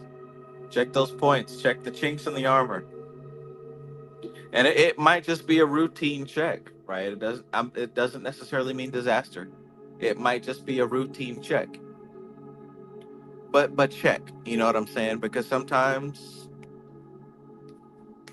you might see something that slipped through, and if you catch it early, it won't be a problem. And you know that I, surely without a doubt. That's crazy. You're singing all my songs on my sexy song list. You know what? We have so many other things similar, Kristen. We probably have the same sexy song playlist. Got me feeling. But that one has been standing out for the past couple of days. All right, let's see. We have where is she? There she is. There she is. Okay, another Gemini. Nice, nice.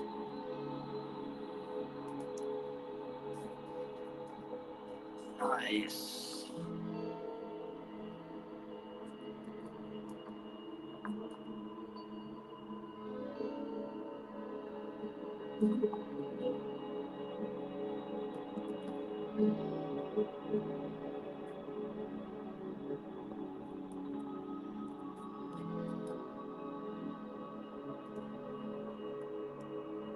Okay, so the current order is here.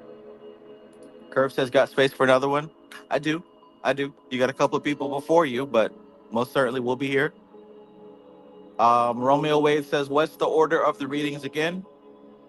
We got Jess, we got Laya, Romeo, El Sanchez, Mac and Cheese, Minosis. Shay Panther says, that related to my job a lot. I'm a security guard and the supervisor. Ah, okay, okay. Cool, cool. Curve says that collective reading honestly resonates with everything I've been feeling, man, past 2 weeks. I've been tired. Then like 3, 4 days ago, I was like, discipline, fuck, let's go. Curve is coming. Yeah, man. And you said discipline, right? And Kristen said Saturn went direct. That's yeah, it makes sense. I felt it too. I felt it too.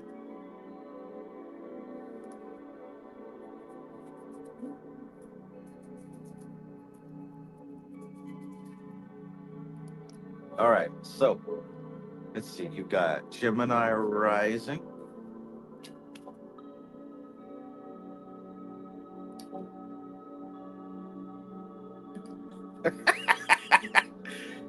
Nigel Benefield says, I heard that Jodeci was singing about cocaine in that song back in the 90s. Well, you can say that, but I'm going to pretend that they were singing about a female.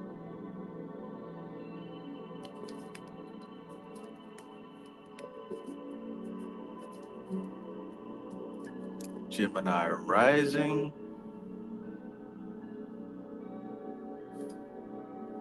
Taurus sun.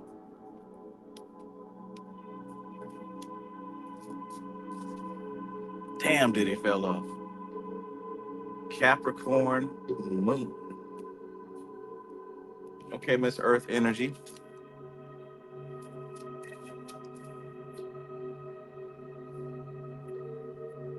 Surely without a doubt. Take my money, my house, and my car. For what it of you. You can have it all, baby, babe. Cause making love every time we do.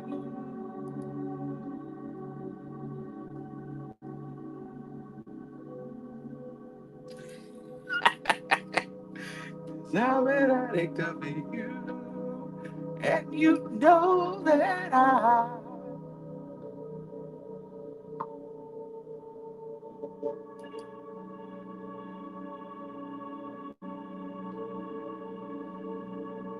All right, let's go. Jess, did you want to do a general read or did you want a specific read?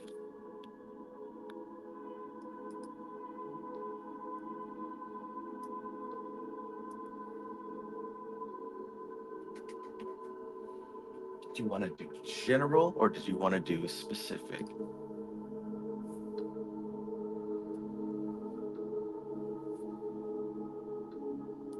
Did he slid off? Oh, man. He said, damn, Diddy fell off. Yeah, man. When I was a kid, Diddy was my hero. When I was a kid, I wanted to be just like Diddy. When he came out with that album, No Way Out, I thought it was so cool. He was doing his dances on MTV. He did a tribute song to Biggie. Those were pivotal moments of my childhood, man. I knew all the lyrics to his music. So y'all know the Diddy of today. I knew the Diddy of yesterday. And I knew the R. Kelly of yesterday.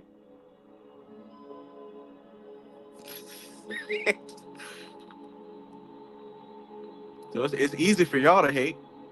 It's easy for y'all to hate. But it was a different time 20 years ago.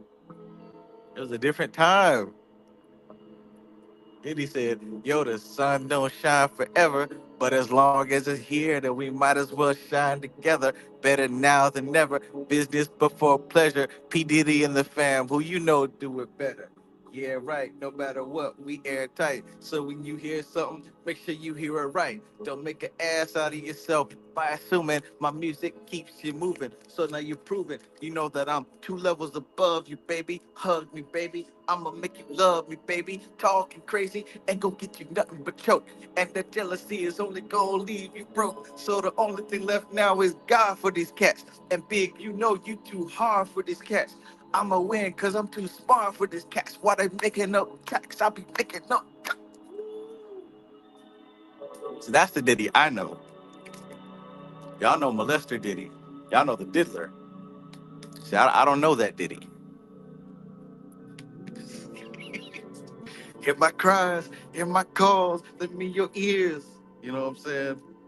It's a different Diddy. Now, Richard Krabs said, I love Bill Cosby too. See, we can't say that out loud because they didn't grow up in the 80s, 90s, and 2000s. We can't. We have to say that secretly.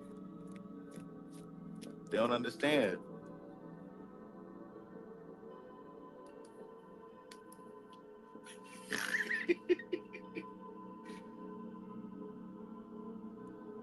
Now, I mean, I get it.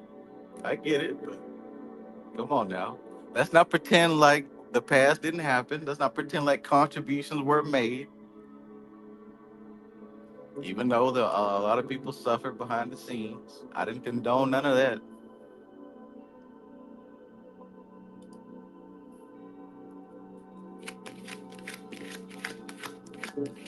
All right, let's do the general reading here.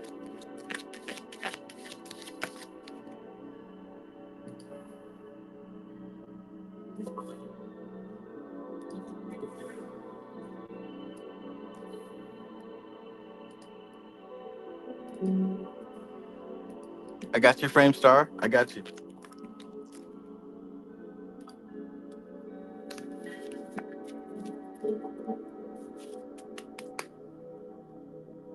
Yo, the sun don't shine forever.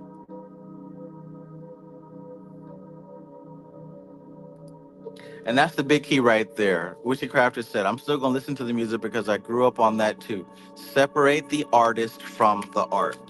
Right. Separate the artist from the art. Please.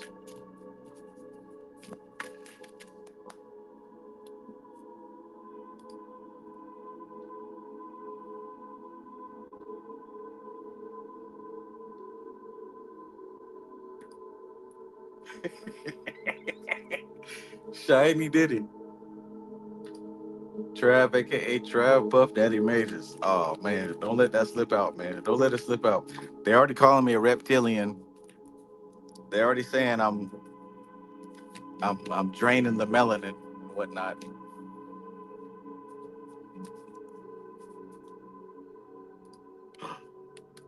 Been to a few of them blink twice parties, but created my own path. Oh no.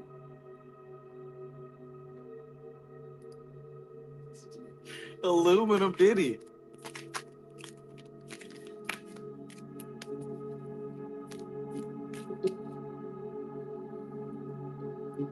All right, man. Let's go. Let's go. Let's go.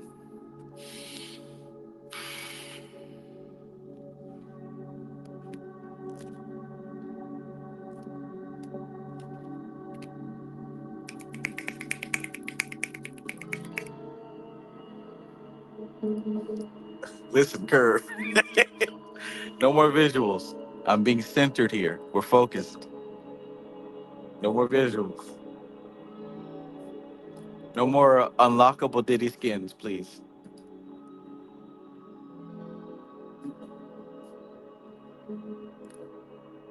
I'm fighting my hardest not to visualize that.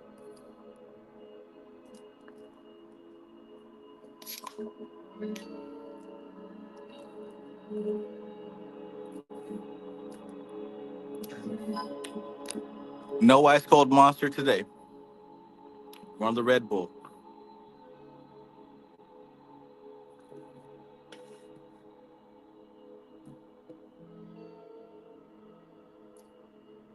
Okay.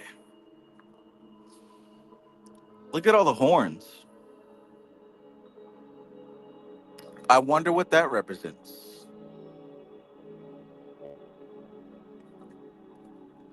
So, first and foremost, we're dealing with an exchange. Now, see, this is different from the Six of Cups exchange that we saw earlier, because the Six of Cups exchange deals with a higher force giving to a lower force in order to help them become equal. In this particular case, we're dealing with two equal forces exchanging what they have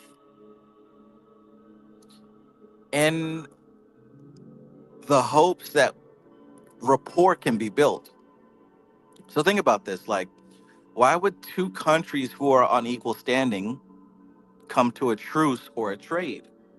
Why would two friends or two lovers or two business partners, why would two people come to an agreement when one isn't necessarily stronger or better than the other? I want you to answer that question. Why would two forces who are relatively equal come into an agreement, an exchange, a compact?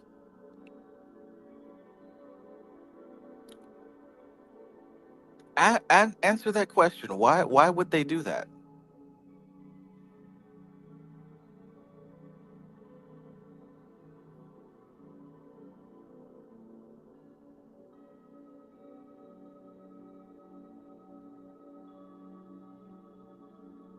A few things come to mind. For me, what I would think of, and I hope that you're answering the question, but what I would think of is that one party may be especially skilled in a particular area. The other party might be skilled in an area that this one might not be skilled in. They can still be equal, right? Somebody might be very good at farming potatoes, and somebody might be very good at farming peas and carrots.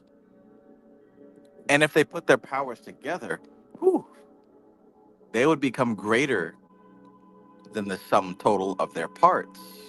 So we're dealing with two forces that can see eye to eye, that perhaps are very complementary. With this being the suit of cups, this very well could be a person. This very well could be a person that you might have met and you're like, hey, we ain't getting no younger, so we might as well do it. You never know. This might be a business partner, whatever. But you might be coming into an agreement with someone who you can see eye to eye with, yet they might have something that you need and you might have something that they need. Let's keep going. The Six of Swords. So on the mental plane, we're talking about a very important position. This is a position that you've got to have strong shoulders because you're supporting a lot. You're supporting a lot. The well-being of possibly many people depend on your decision-making process. So you might be someone who's a manager, you might be somebody who is some type of director, you might be somebody who's in charge of resources that can affect a lot of people. So you might feel like you've got some heavy shoulders, you got a strong back, you got something to lose. But understand it's not just something to lose. Like we said, there's an equal exchange here. You've got something to gain. So you're in a very special position. Let me know if this resonates with you. Let me know if I'm way off track.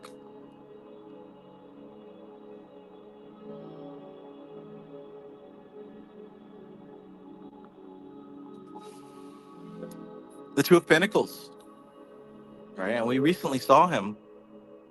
So we got the Cups dealing with the emotional, possibly even psychic. We've got the Swords dealing with the mental plane. You got some heavy thoughts. And at the same time, your thoughts and ideas affect a lot of people. Now let's bring it to the physical plane. The Two of Pentacles, you're kind of juggling different aspects of your physical life, right? Maybe you're paying some attention to this, then you've got to withdraw and pay attention to that. Maybe somebody feels like they're left out in the cold. Maybe somebody feels jealous. Maybe you feel like you're not doing as much as you could. Sometimes I feel like, was I really the best father I could be to my son? Like, did we really do everything? Like, sometimes I have those feelings like, am I spending enough energy with my child, right? Maybe you're feeling like you have questions. Am I doing enough for this? Am I doing enough for that? Am I really allocating my energy in the best possible way? There's a juggling going on, and that kind of makes sense when this all comes together. You're looking forward to this exchange. You got a lot on your shoulders, and you have people who depend on you, and you're kind of wondering, am I putting my efforts in the right place? Is everything balanced? And speaking of balanced, I love this. Here we go. Here we go. Speaking of balanced, art, just like what I said in the last reading, maybe check some of these areas that you're overlooking. Maybe in this juggling process, you're missing something. Perhaps there's a chink in your armor. Perhaps there's a weak spot that you're not paying attention to. Maybe subconsciously you might feel this whole sense of, am I doing enough? Maybe subconsciously you do recognize that you're neglecting something. And that's how we do, right? That's how our mind works. We know that we're say maybe it's your health, right? Say maybe it's, some specific thing that you're neglecting. Maybe you need to get a checkup. Maybe you need to do this, that, or a third. But maybe you're afraid because you don't want a bad answer. So you completely push it off. Meanwhile, your subconscious mind remembers, and it's giving you this underlying sense of, am I doing enough? Am I doing enough? Am I doing enough? Does this make sense what I'm saying? Like, look into some of these spaces that you didn't look to before. There might be a blind spot. And that blind spot might be robbing you of your energy, which is why you might be feeling this way, which is why you might be feeling this way. If you've got this mutual exchange here, then that in itself shows that you're worthy, that you're ready, that you're capable, that you're on the right track and doing the right thing. You're good. Like, you're actually good. You're doing great. Now accept that, right? And don't sabotage yourself. Just take a look around and see. Take a look around and see what you might have overlooked. Once again, let me know if this makes sense to you. Let me know if this makes sense to you, because check this out. The Ace of Wands. We're talking about before when we pulled the Page of Wands, I talked about this spark of inspiration. Well, this goes even deeper. Like, that spark of inspiration comes from here. So this is before a spark of inspiration. This is like the hidden power that's always been within you. This is like Goku before he became Super Saiyan. It's already in you. It's already in you. It just needs to be unlocked. And perhaps if you check all your blind spots and you start to settle down with the balancing and the shifting and trying to rob Peter to pay Paul, once you get that underway, because the general reading we talked about slicing off certain things that don't serve you, that aren't useful and appropriate. Maybe once you start to get yourself into the state that you know you should be in, you can start to uncover this hidden power that's already in you, this hidden fire, the one that shoots up from time to time and gives you the inspiration to move forward and to try something new. What if it wasn't just an inspiration that came around once in a blue moon? What if this fire was already in you all the time? And it's just that only in times of dire need and desperation were you able to see it, hear it, and feel it. But what if it was already always with you? Look closely. This is the key to the turning of the wheels of fortune. Are you going to rely on chance for this spark to ignite? Or are you going to start to look at that fire directly and wield it? In this particular body, you've got one life. You can keep waiting for inspiration to come, or you can grab it. You can grab it by the shaft.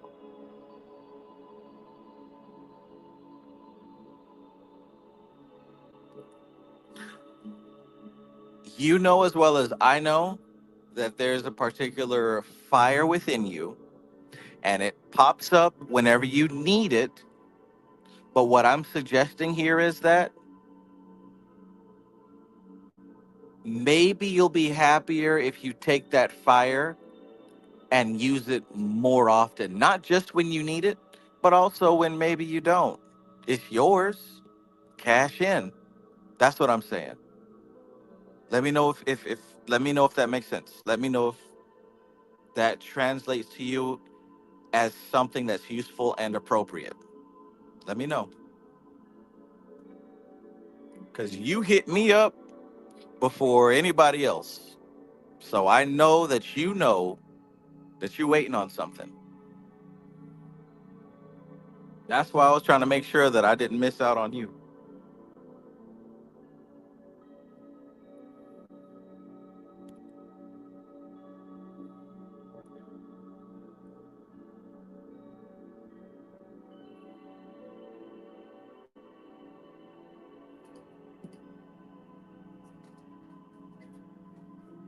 Look, I'm not going to say another word until you respond.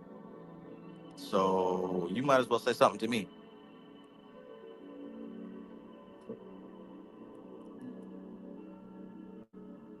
Okay. I got a hell yeah. It's hard pulling out the fire. It's supposed to be. And that's the best way for it to be, right? That's the best way for it to be. Because once you finally do get it, you're going to appreciate it more because you're going to remember everything that you went through. And here's something that I've learned about working with the higher self, because we're dealing with spiritual matters. Something about the higher self is that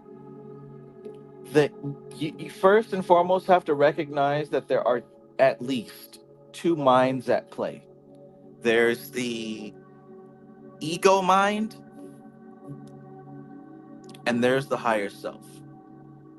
The ego mind is completely based on your five senses of what you're going through right now, right? The problem that you got right now. The higher self doesn't worry about any of that. The higher self is like, hey, this is what's destined. Let's go for it. There's going to be a struggle. The ego is going to make it sound so much worse than it actually is. The ego is going to make it sound horrible.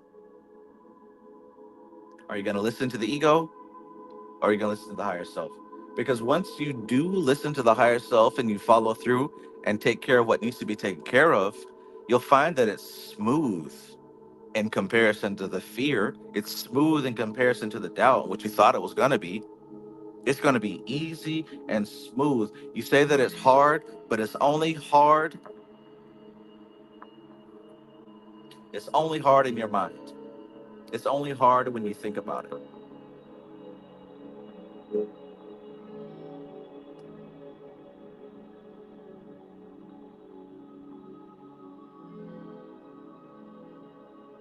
Let me know if that makes sense. Let me know if that's useful and appropriate to you. I got you, Mike.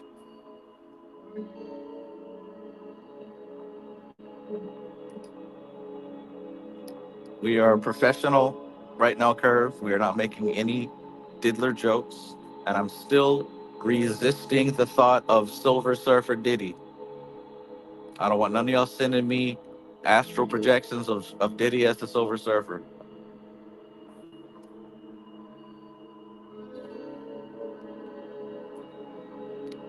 I refuse to visualize that.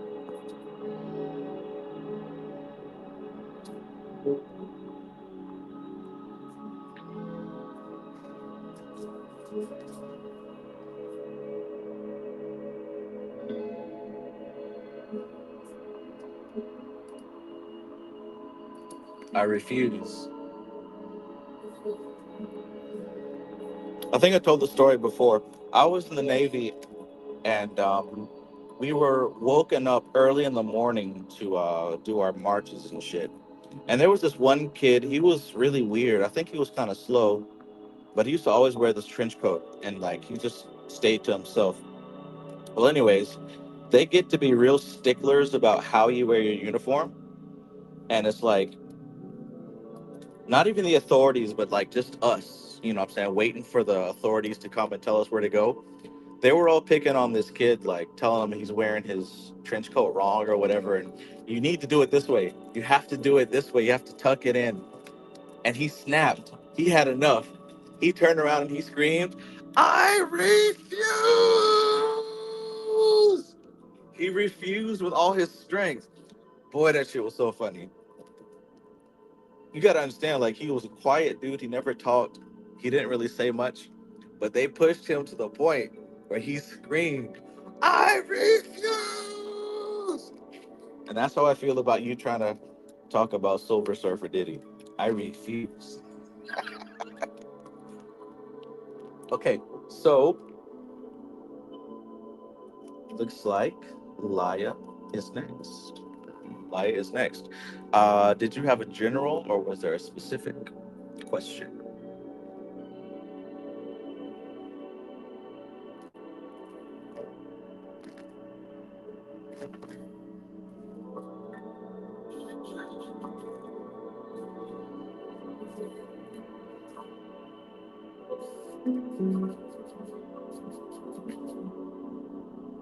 Oh no. Here. There you go.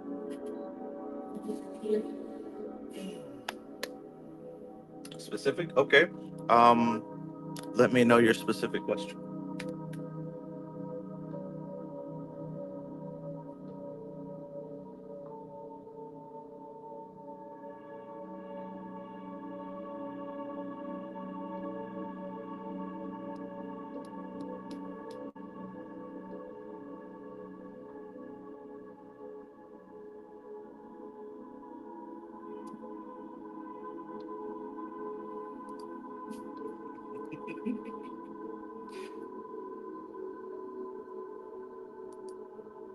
Certain Navy stuff, man, I'll never forget.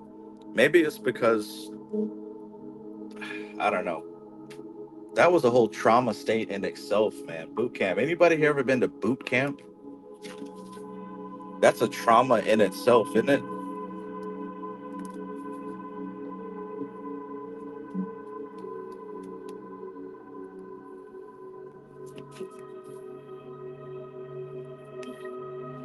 That was such a strange time period.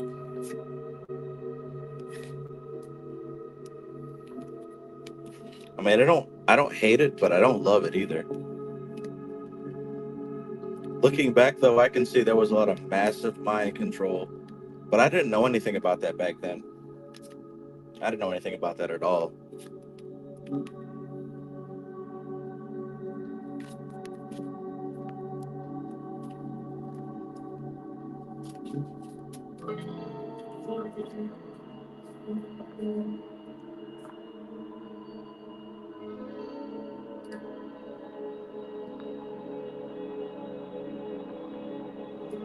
Curb says, "Do you feel like the Navy helped with self-discipline?" Yeah, for sure. That was probably when I was in the best shape of my life. Um, but if nothing else, it helped to show me that I can do it because I've done it. So like I have no excuse. You know what I'm saying? Like usually you can say, "Oh, I can't do it," but like if I've seen myself in the mirror with like a six pack, and I went through the things that I had to go through to get into that shape, to do what I needed to do, et cetera, to wake up early in the morning, to not be able to have an excuse, and not to have anybody say, "Oh, I'm so sorry that happened to you." Like there was none of that. You do what has to be done, and that's it. To live through that at least showed me that I can do that. So whenever I have excuses and I need to get something done, I don't really accept them. I mean, I might fuck off, but when I really, really, when it's really time to get some shit done, I can flip that switch where I don't accept anything less but success. So yeah, it did help. Okay. So do I apply to job knowing the details?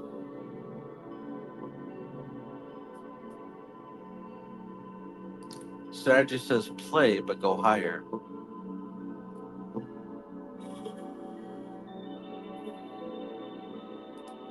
Do you recall our call? I know you have many. Yes, I do. Yes, I do. What I do not recall is your signs. If you'd like to share your sun, your moon, and your rise, that's what I do not recall. So that's what I do need from you.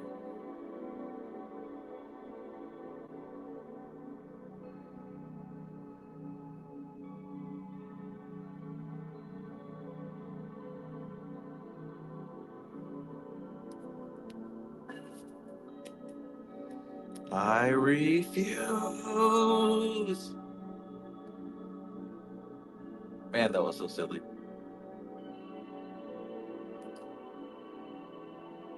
All right, how we doing? Everybody still getting useful information? We good? Oh, look at that. Balloons.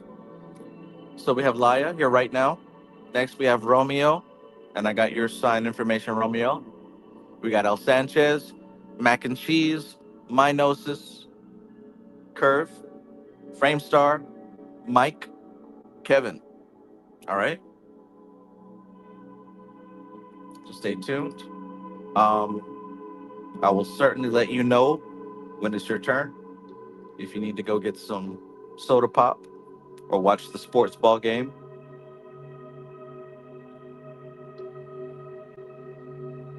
Okay, so Libra.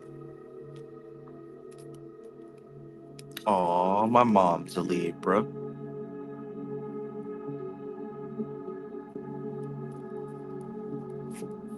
and I'm a Gemini. All right, all right. So interesting energy here. Let's see if we can get the answer to this question in a form of clarity.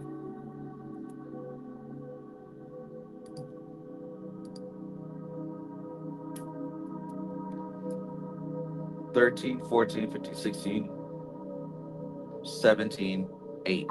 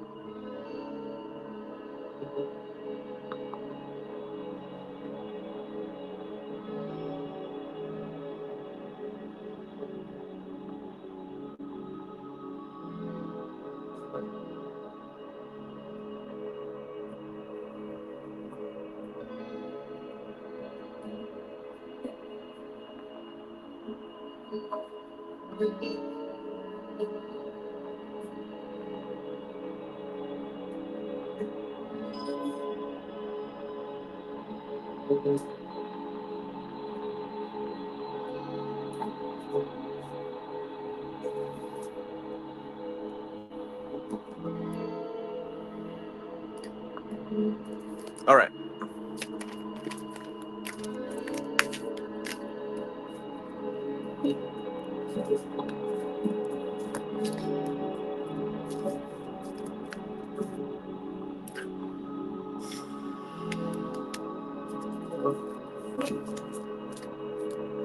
So here are the areas of focus.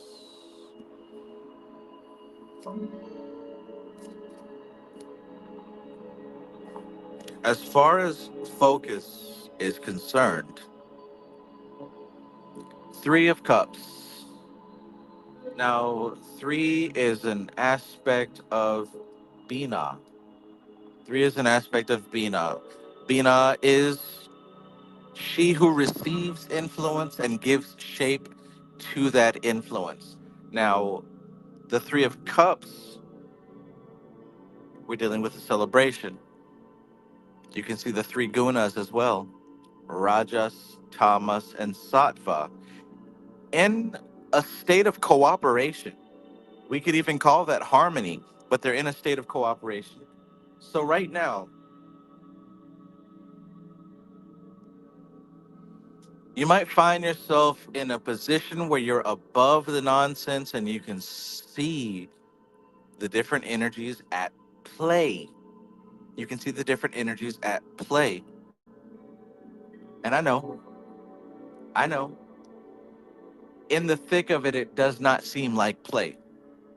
It does not seem like fun and games. But if you really step back, you can start to see the energies at play. Not at war, not at work, but at play. Again, Rajas, Tamas, Sattva, the three necessary and the only three to exist. In a state of cooperation. I could have said harmony, but we're going to go with cooperation. Check this out. Ten of Swords. Ten of Swords. Easier said than done, but let's face it. When you're stabbed in the back, it's very difficult to shake that off. When you're saturated in an environment that can be perceived as hostile, it's very difficult to see the energies at play. Because again, it looks like they're at war. It looks like they're at war. It feels like they're at war. It feels like you're at war. And I get it. I get it. And let's also note that this is a card that represents the mental plane. So you've got a lot of thoughts that are running around your head that support this theory of war. Now, the Three of Cups is a card that's represented by Mercury in Cancer. So we're talking about the rotation of feelings. The rotation of feelings. Oh, that's everything about the three gunas, the rotation of feelings. And the Ten of Swords is the sun in Gemini. The sun in Gemini. So in this particular case, this is one of those situations where it is a liability to have a big heart. A big heart. Leo, the lion, heart, the sun, Leo's sun, the sun in Gemini. This is where it's a liability to have a big heart. Because when the sun works through Gemini, it's split, it's diffused, it's cut in half automatically. And if you're cut in half, if you're split, you can't see what's happening on the other side. So I get it. Look, the Queen of Wands.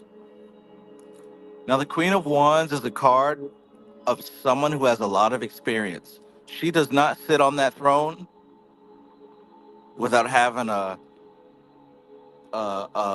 textbook full of receipts, right? A textbook full of receipts of experience that precedes her. Because the Queen of Wands has a high responsibility. The suit of Wands is the highest of the four. We're dealing with Atziluth, the higher realm, the spiritual realm.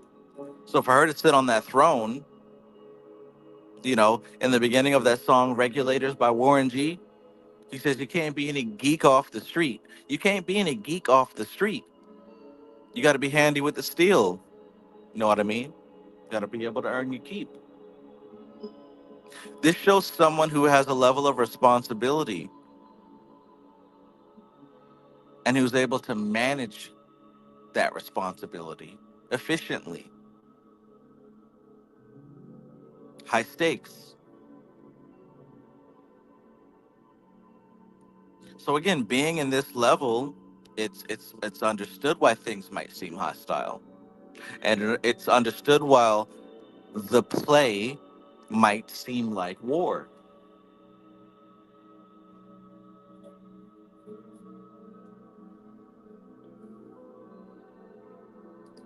Oh, peace, peace, Kristen.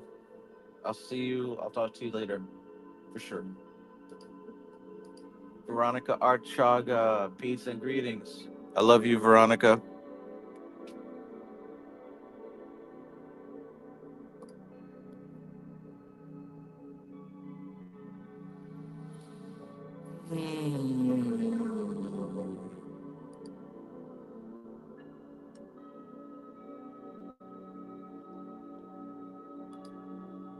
If I don't apply, I refuse to report to an idiot. Yeah. Then they give the positions to idiots. Well, there ain't too much more of a selection. Let's see what happens here. The Knight of Cups. And let me ask you this question. What would a knight in shining armor look like? And I don't mean look like physically, like what would that situation look like? If there was a knight in shining armor to come and save you, what would that look like?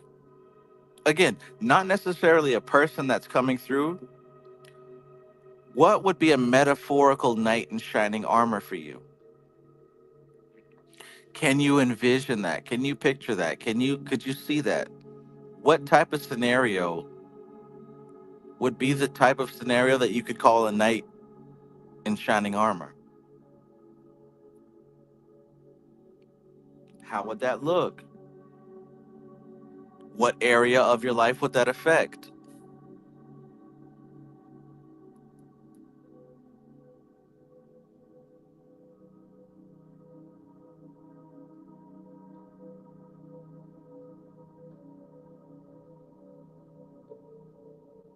Accountability. Okay. Accountability. Accountability. I want you to think about that. I want you to see that in your mind's eye.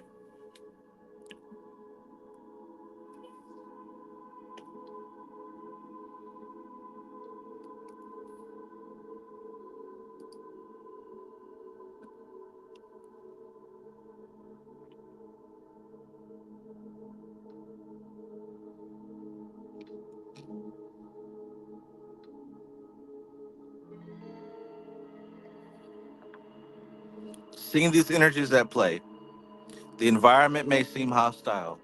Being in a position of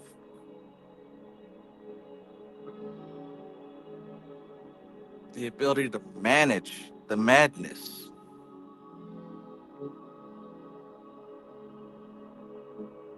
We've got a potential scenario. Because remember, streaming on all platforms of existence is the fight of old versus new. Streaming on all platforms of existence is this fight of old versus new. Anything's possible right now. Things are shifting. Saturn has gone direct. Pluto has entered Aquarius. These are big deals because those two planets are known for breaking up the soil, stirring some things up. This guy has made a comeback. I think he's been in every reading tonight. Juggling responsibilities, juggling your time, your effort, your focus, the juggling, the juggling. Are you juggling to make things peaceful for yourself, or are you juggling to appease these other folks?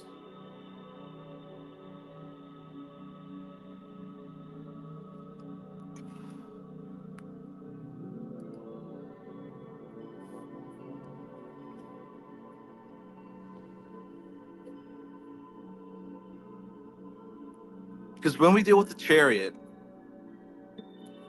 you have to understand why they put two sphinxes here, not two horses. See, the sphinx is not an animal to be tamed. The sphinx is a figure of something that supposedly transcends beast and man.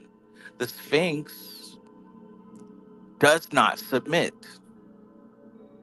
Hell, they're not even riding. They chilling. They sitting.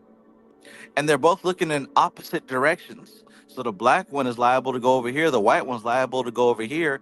These are not suitable animals to pull a chariot. So what's going on here? In order to make this work, what has to happen? We have to have a charioteer, a rider. These are his wheels, right? We've got to be able to have a rider. Notice the zodiac belt. Notice the star constellation inscriptions. I know y'all can't see that, but those represent different star constellations that are not the zodiac. Of course, stars everywhere, stars on his forehead. We have to have a competent rider. Somebody who know listen, Laya, this is the key right here. Remember I said those sphinxes are not beasts to be tamed? The black one's gonna go over here, the white one's gonna go over here. They not pulling no damn chariot. Or so they thought. See, this is the magician. This is the magus. This is the magi. He understands the black sphinx and he understands the white sphinx. And he knows what to say, what to do, where to point that wand in order to make them cooperate. This is the beast master. This is the beast master. See, they're not looking at him as if he rules them. They think they rule themselves. And it's better that way. It's better that way. The chariot moves because he knows how to manage their weaknesses. The chariot moves because the maestro understands how to conduct and coordinate these animals who think that they are not animals. These beasts who think that they are above beasts. You get what I'm saying here? They're so full of themselves, they're so full of pride that they can't see their weaknesses. They can't see their weaknesses. But the charioteer can. And the charioteer, look, do you see any ropes or leashes?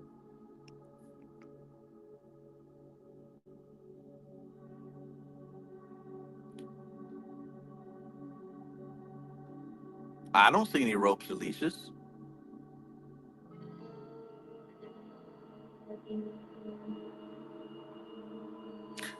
How do you get two opposing forces to work under one accord?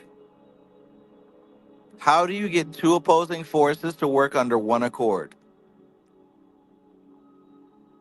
That's the answer to your question. How do you get two opposing forces to work under? Are you able to do that? Are you suitable? I know that they're doing this, that, and the third. Damn all that. Are you able to be the charioteer? If you're going to step into this position, are you able to conduct these wild beasts in such a way that they can cooperate and move your chariot forward? Are you ready for that? Are you ready for that? Are you ready for that? That's the answer.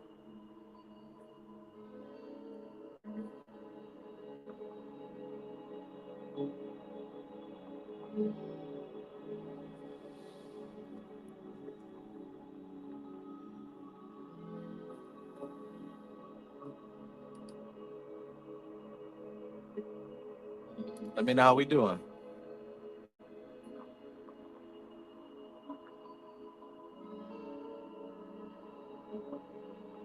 Let me know how we doing.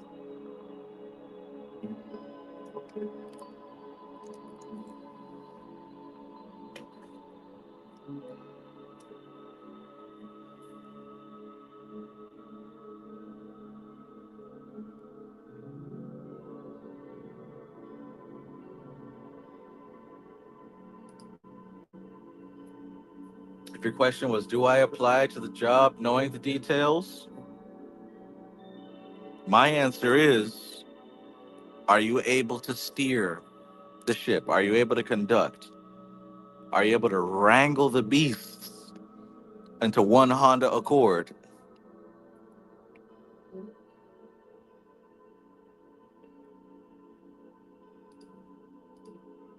Tanya tutoring piece. Tanya says, could they also be a representation of the right and left hemisphere? Maybe a silly question. Absolutely. That's absolutely exactly right. Yes.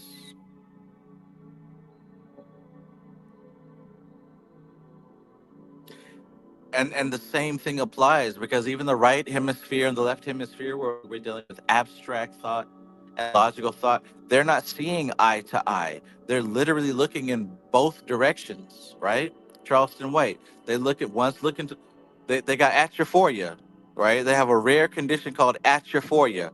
One looking at you, one looking for you, right? But it takes the master to get them to work together. And hell, they don't even have to know they're working together. It doesn't matter. What matters is that the maestro gets to where he's trying to get.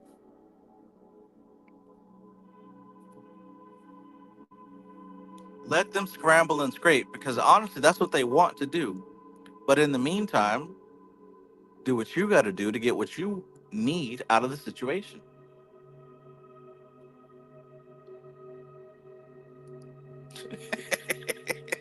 That's your for you. When I look at you, when I looking for you.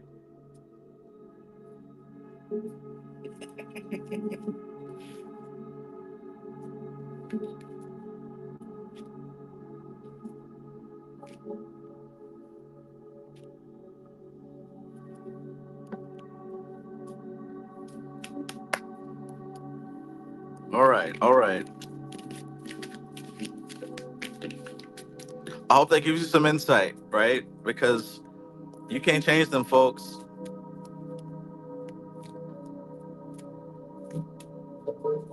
The same way that the zookeeper can't change the lions, the tigers, or the bears, yet we still have a zoo.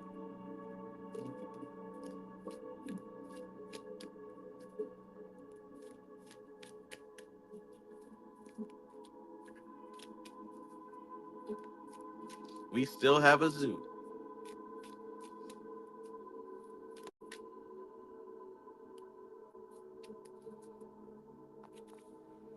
So, coming up next, we've got Romeo.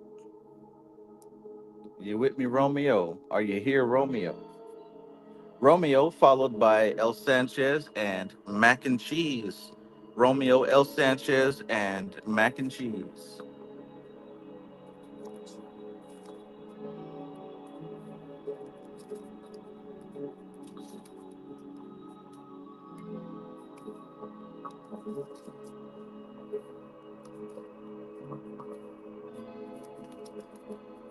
Oh, this looks familiar. Taurus Capricorn.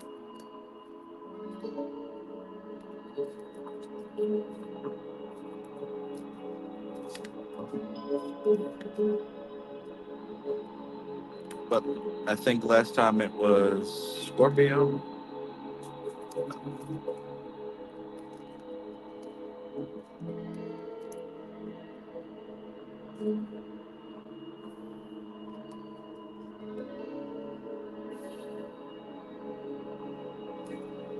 Is the camera lagging for y'all, or is it nice and crispy?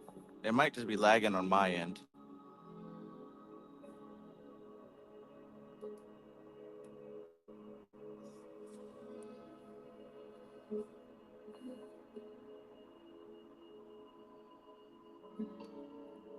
So, Romeo, is this going to be a general or a specific question?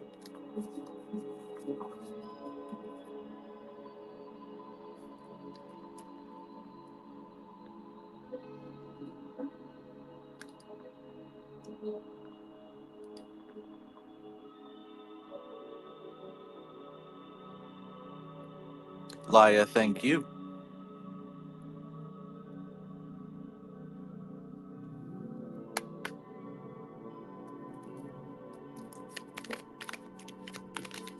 Oh,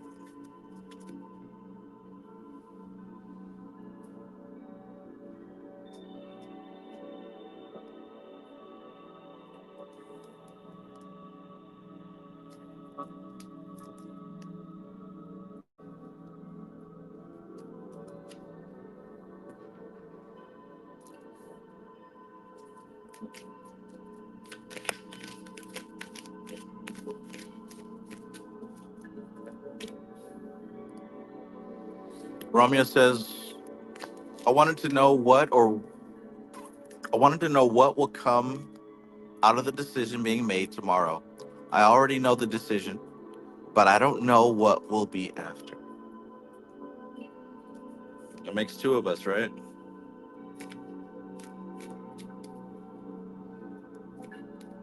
Not knowing is part of the fun, right? That's part of the surprise. Part of the mystery and the suspense that we so crave as human beings.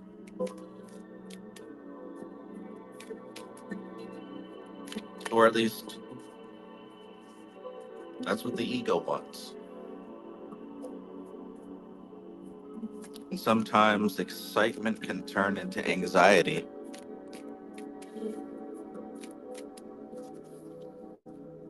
I learned a powerful lesson in NLP.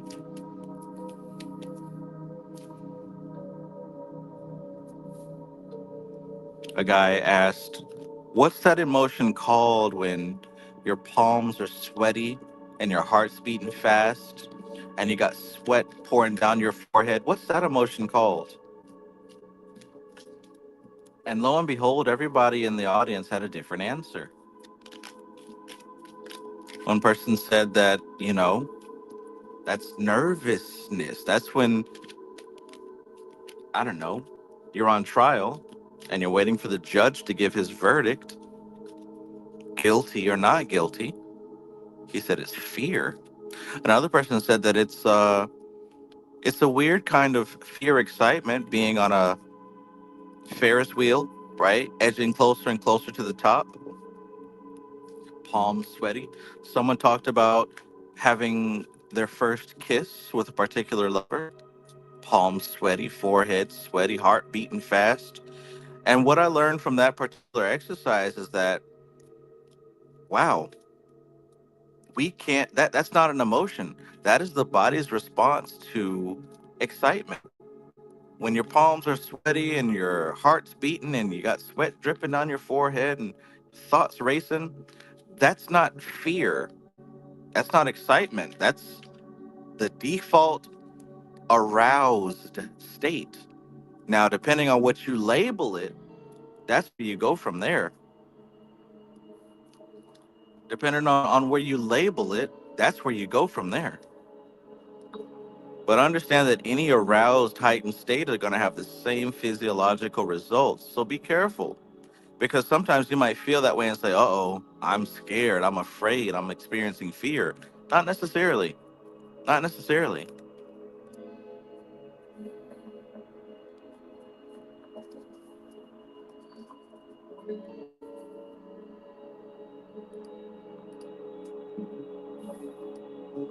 Mom Spaghetti just appeared on Fortnite, I think last week. It's this little underground restaurant where Eminem is, and he's got this minigun. And when you shoot the minigun, it starts rapping some lyrics. You know, the whole fast rapid. I don't know the lyrics yet, but it just goes off. Interesting stuff, right?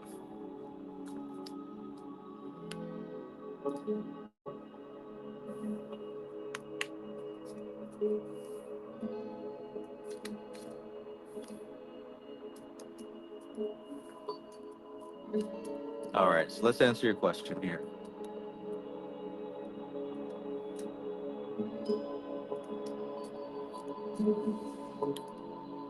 Nigel Benefit says, hope is being given to you from your ancestors. Letting go is when love begins. Card number 3. Higher knowing, inspired omen. Romeo. Romeo. Jasad, Ya, Yashar, Al, peace and chaos. Welcome, welcome. Good to see you here. Welcome, welcome, my friend. So, what will come out of the decision being made tomorrow? Tomorrow. Tomorrow. What will come of the decision being made?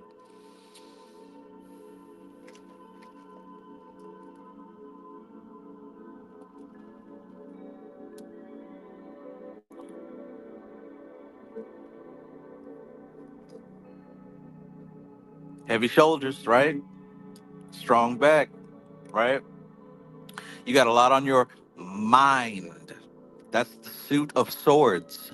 You got a lot on your mind. Heavy thoughts, carrying the weight of others. Look at this guy. He's got his oar and he's pushing across the river. You know, the one between life and death, the underworld and the living world. And he's not alone, is he? He's got this woman. We just know it's a woman automatically, and child. So he's got the weight of others literally on his boat. And I want you to notice something very peculiar about this card. On one side, the waters are calm and still, aren't they? On the other side, we're experiencing some strange turbulence. So what we're dealing with is really being in the center of two extreme polarities. You're really caught in the middle between old versus new. You're caught in the middle between two extreme polarities. So of course it's going to feel heavy. Of course it's going to feel like you've got a lot going on. Let's keep going.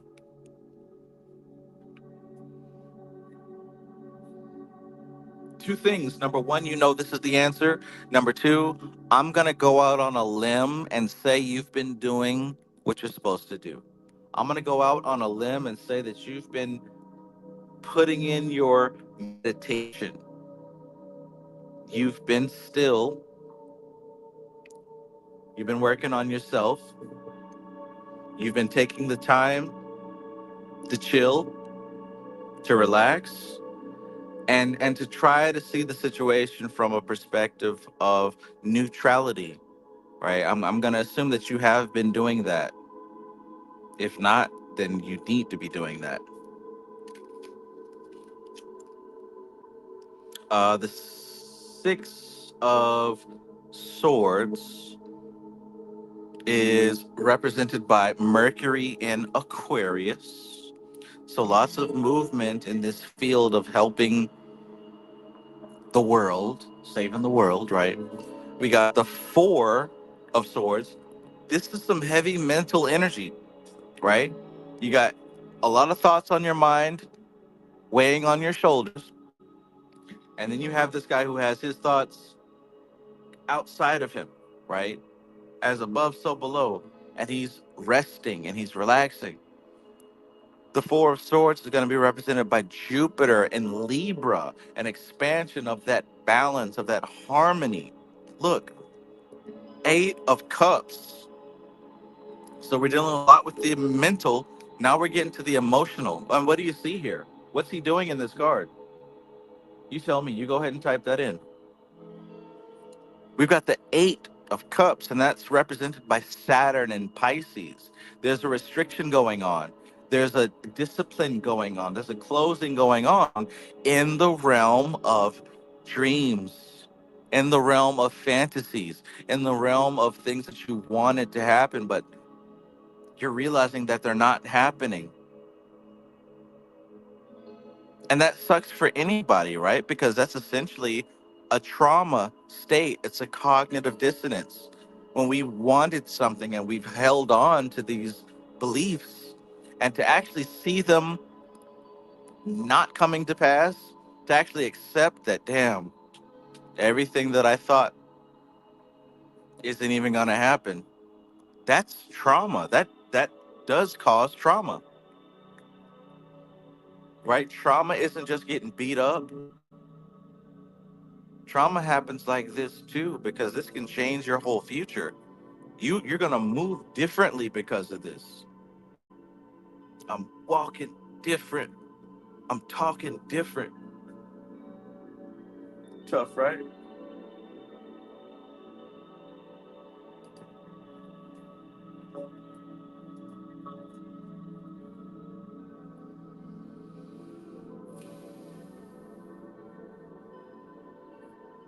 Look, look. We talked about this guy before. Maxing and relaxing and looking all cool, shooting some b-ball outside of the school. So we've got this guy, the Nine of Cups. This is represented once again by Jupiter in Pisces.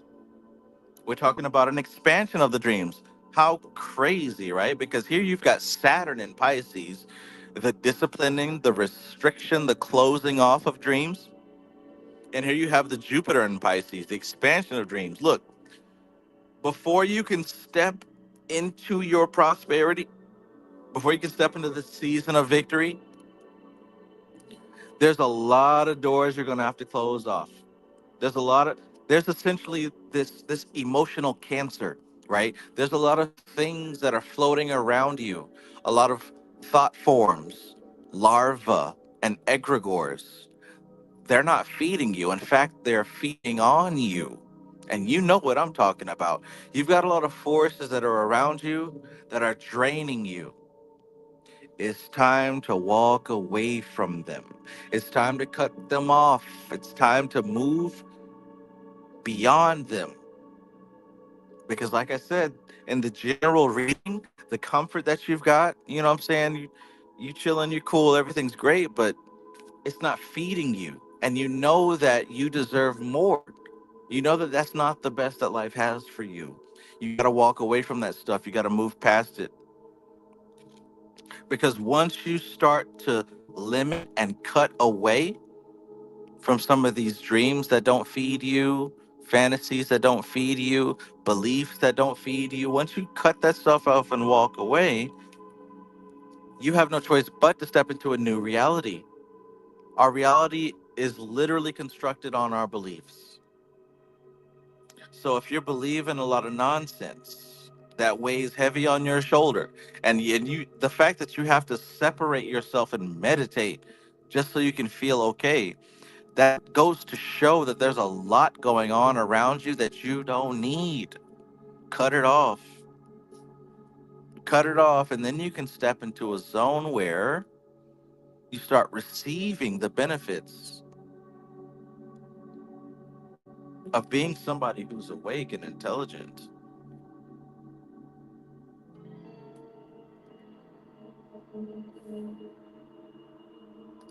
Let me know if it's making sense to you. Boom, Ace of Wands. Like I said, this is not the inspiration. This is what's behind an inspiration. This is what makes a person inspired, right? This is the force. And like I said before, this force lives within you. This is something that you're carrying around. You've been riding around the world with. I know that there are thoughts that are heavy. There might be people and situations that you're dealing with, you're trying to walk away from, you're trying to start over again. But understand, the whole time, you've got this fire inside of you. The whole time, you've got this instigating force. It's time to use it, right? It's time to use it for productive, constructive means. Otherwise, you're going to find excuses to clash and battle with people who don't deserve your focus anyway.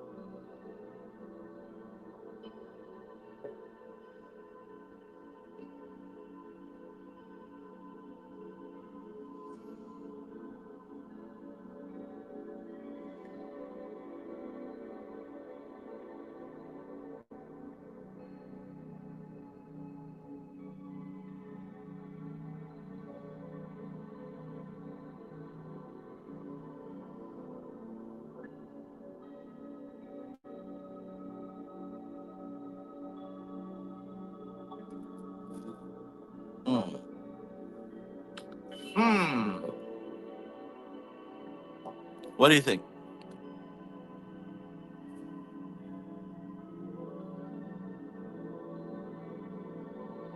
What do you think? Hey, Jagayo. Peace, peace. Good to see you. Good to see you. And congratulations on your success. You ever expanding force. Good to see you.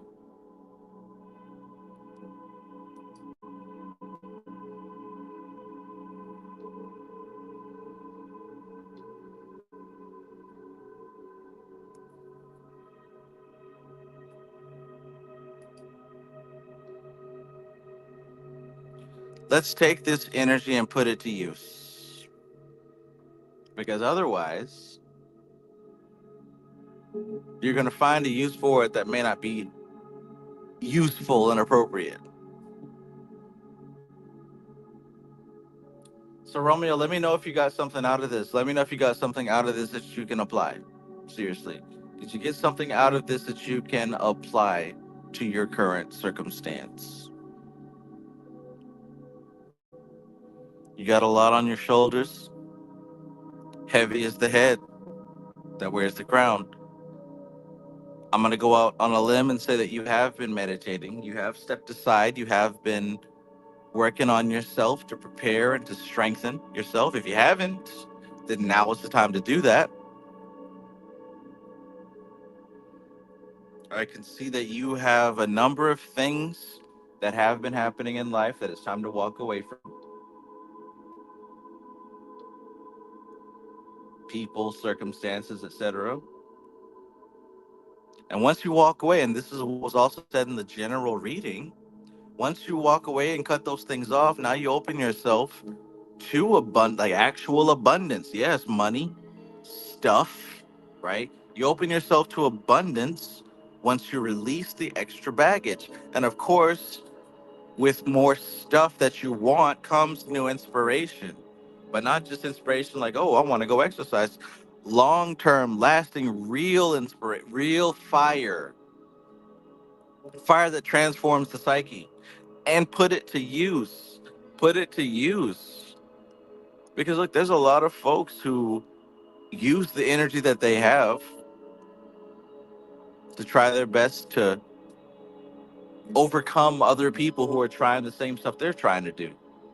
You can get involved with the rat race, but my suggestion is to follow your passion and create something unique. So yeah, I hope that came clear through to you, Romeo. And coming up next, we've got El Sanchez.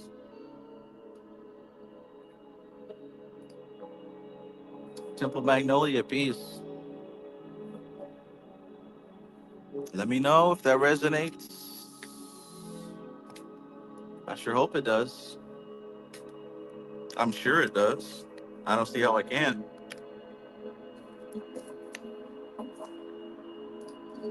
Romeo says thank you at Nigel. And yeah, Trev, this has been everything intuitively I've been feeling. Good, good.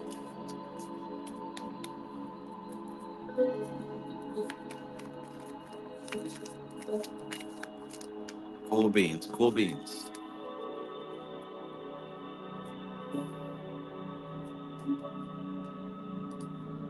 It's crazy because it's actually storming right now, he says.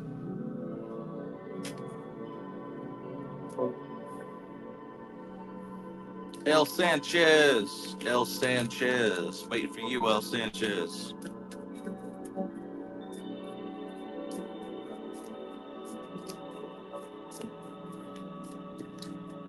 Sanchez. El Sanchez. There he is. There he is. El Sanchez. So let me know. Is this a general? Is this a specific? Let me know your sun sign, your moon sign, your ascendant sign.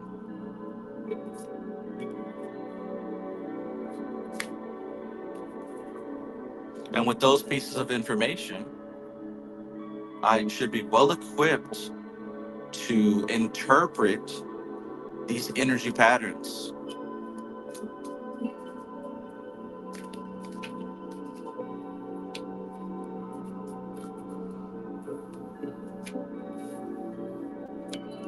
I think I need some more ice.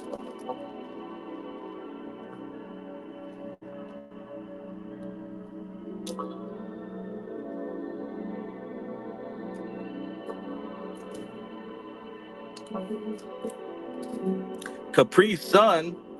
I knew that was coming at some point. Sun Capricorn. Boom Capricorn. IDK ascending. IDK ascending. IDK ascending.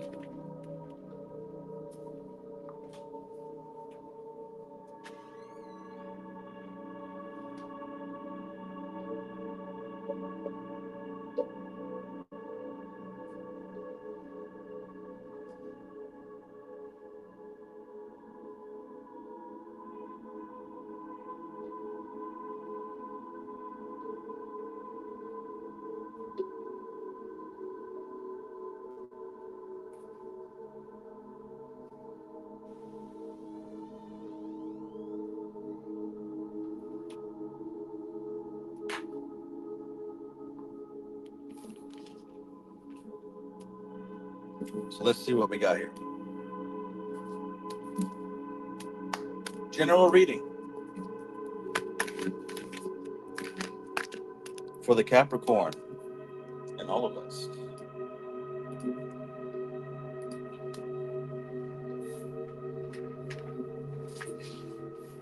Mac and cheese, mac and cheese. Just making sure you still hear mac and cheese. Mac and cheese is next. That don't sound bad right about now, honestly.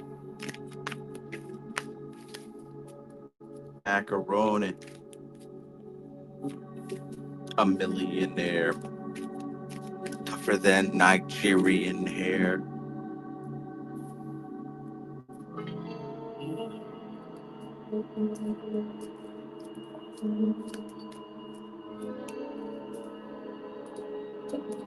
Tiffany says, I was thinking about getting a reading, but I'm going to trust my gut.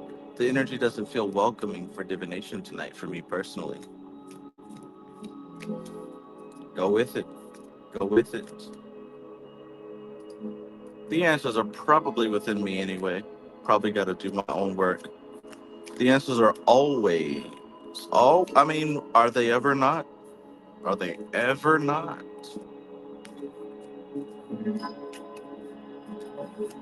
When was the last time the answers weren't within you? Huh? Huh? It's a game.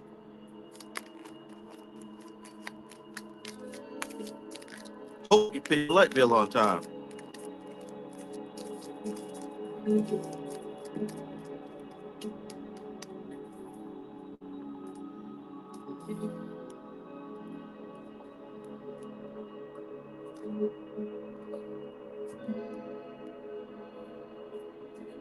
Wait a minute. El Sanchez, have I talked to you recently? Like, super recently?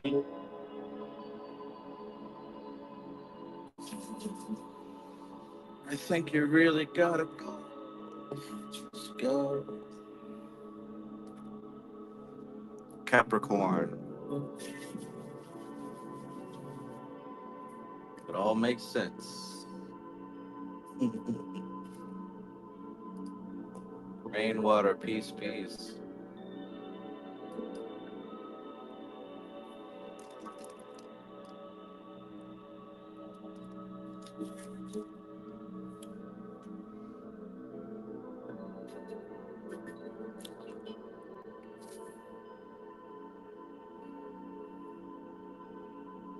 Hold on just a minute. Hold on just a minute, Deacon. What you say?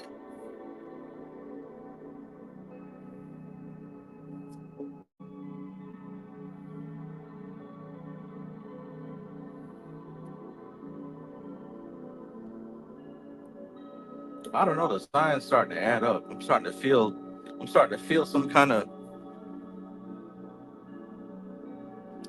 synchronicity here. Well, anyways,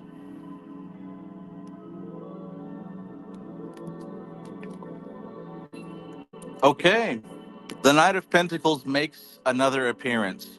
When we talk about the Knight of Pentacles, once again, we talk about patience. Patience. This is the knight that moves the slowest. Why? Because there's no need for him to be in a hurry. He knows what the next step is, and he knows what the step after that is. He knows where he is in the cycle. He knows when it's time to chill and when it's time to turn up. And how efficient would you be if you knew when it was time to chill and when it was time to turn up? Do you know how efficient you'd be? You'd be so efficient that you would not waste energy. You would not squander energy. And you would maximize and utilize the opportunities that were present if you understood the cycles. And that's the energy that we have right now. You're starting to become aware of these cycles, and you're learning the power of patience. See, patience is not a weakness. They say patience is a virtue for good reason. Because being patient allows you to see the atmosphere and to move accordingly. Look it, look it, right? Man, some people just want to ball out of control. Some people just want to be rich. Some people just want to have more than the next person. But see, this is an energy. We're dealing with the Six of Pentacles, right? More pentacles. And when I say pentacles, we're talking about earthly, tangible, materialistic. Some people want to be wealthy so that they can bless others. Some people want to be wealthy so that they can help other people, right? I heard my brother say something to the effect of, you know what I'm saying? Like, if somebody were to ask me for help or they needed something, I want to be the person that's there to say, I got you. You know what I'm saying? You need a couple of dollars, you need some help with this, that, and third. I got you, right? Some of us want to be healthy and wealthy so that we can bless other folks. The short and skinny of it is that you know that your time is coming. You're not pressed or stressed. The sixth deals with Tifereth. Tifereth is the center of the tree of life, the sun, right? the Sephiroth that all the others are connected to, the crucial figure.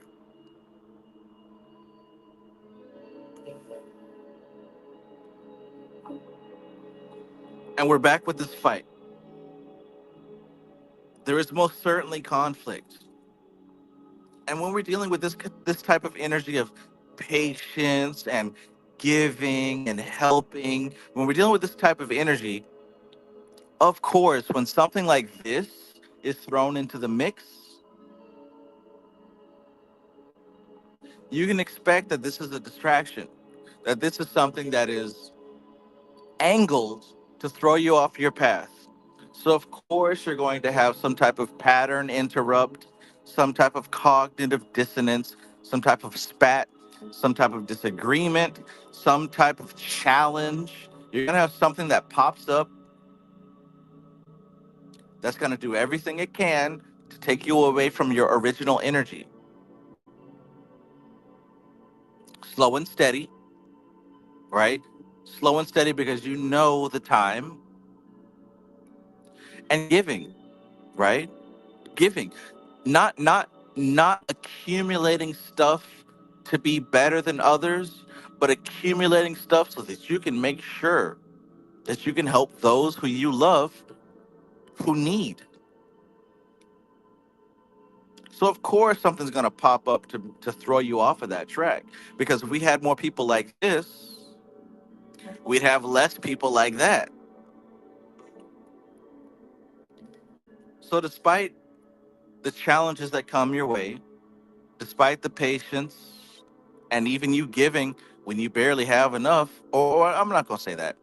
You're still giving regardless of the circumstance. We'll say it like that. Regardless of the circumstance, you always maintain this energy, and that shines brightly. Check this out. This has also been another theme. This this having to carry a heavy burden. Before we were looking at, what card was that? The Six of Swords, when he's crossing that lake. We looked at that as a heavy burden, but this is an even heavier burden. Look at him. This dude is carrying 10 wands. This has got to be the load bearing card of the deck. He's carrying all the weight on his shoulders.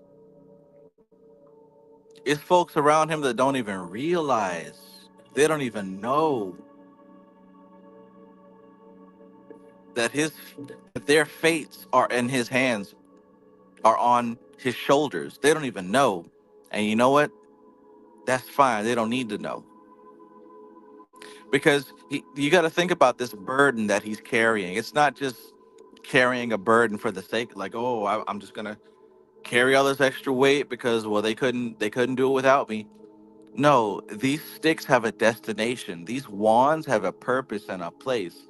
They're going somewhere to become something.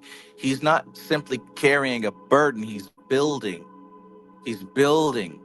He's building the future. And he's able to withstand the doubt and the negativity from even those who he calls loved ones. He's able to withstand that because he knows that he's building something bigger. And once it's complete, they will see and they'll understand. So he's able to take the criticism. He's able to take the fight. He's able to take the dissonance and the struggle right now. He's able to take that because he has his eyes set on a vision.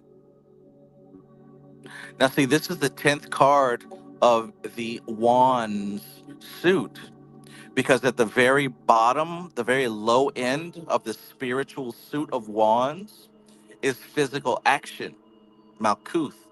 So even though this is a very spiritual card, it's taking place in the physical plane. Let me know if this resonates so far, right? Same energy, same exact energy from the beginning.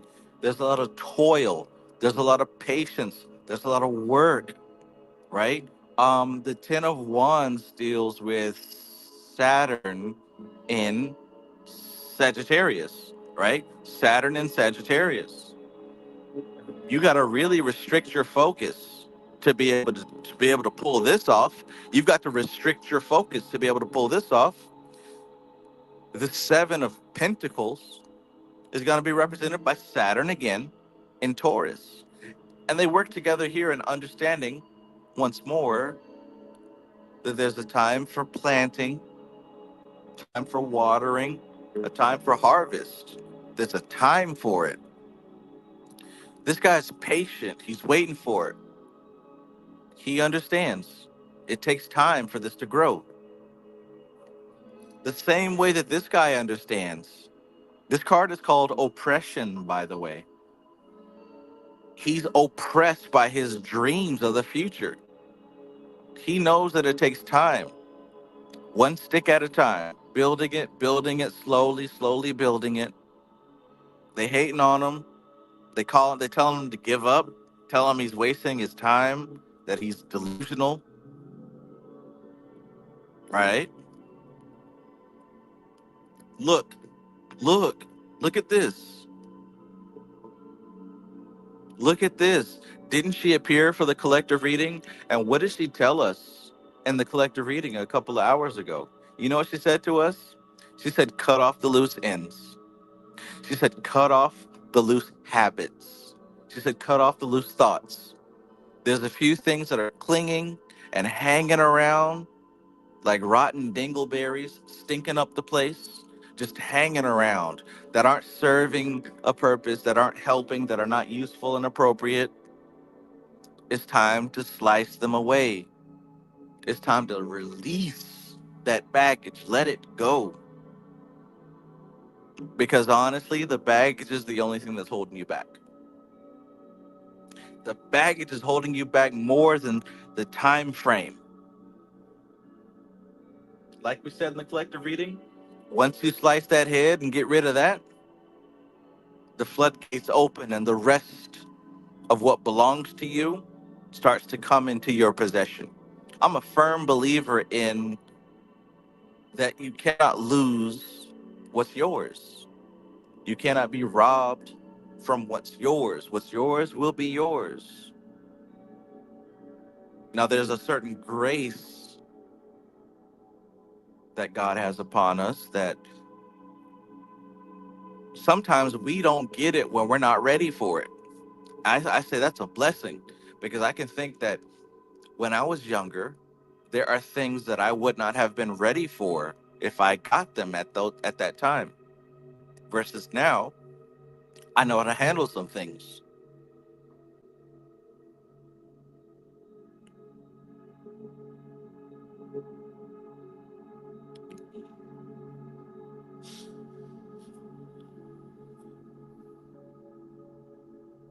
Hmm.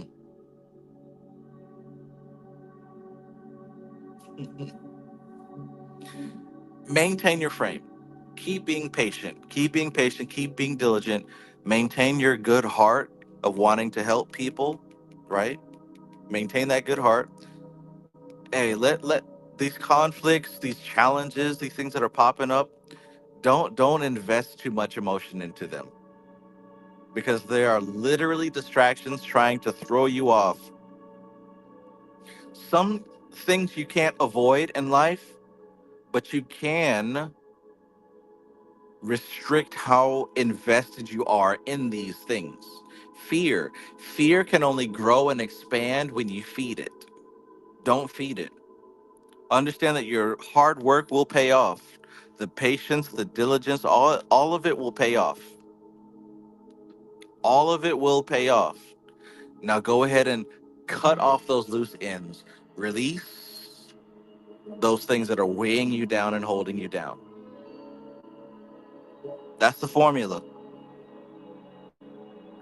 Let go of the old so that the new can come forward. Look at these two looking back into the past, right?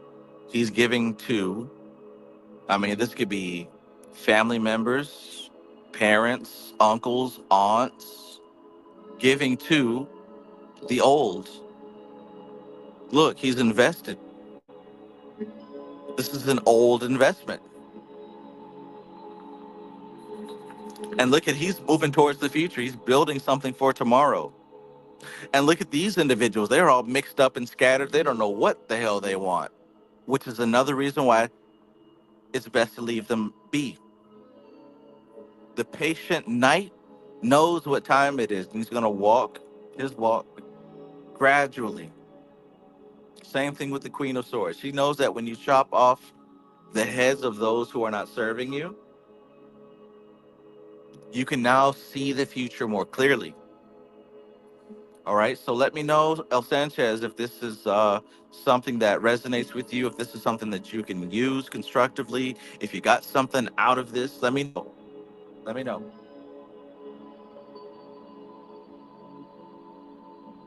Let me know.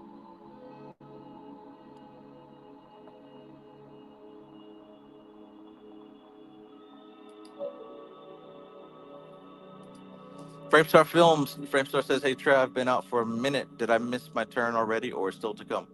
Your turn is still to come. Still to come. Coming up next, we got Mac and Cheese, Minosis, Curve, Framestar, Mike, Kevin.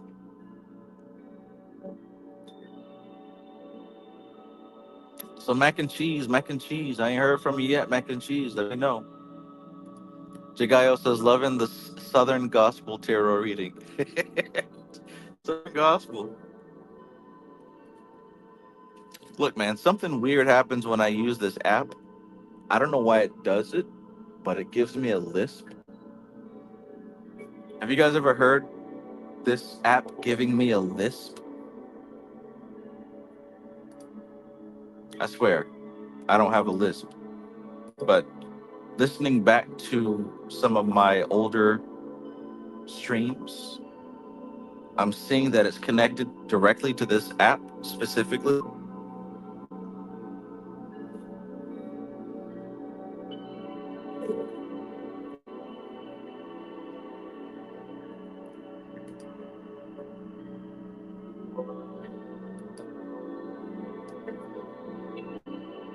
Cool beans, cool beans. Zero says, damn, Trev, you know your energy exudes wisdom. I can meditate with with the trading. I saw a lot of things. Awesome, awesome.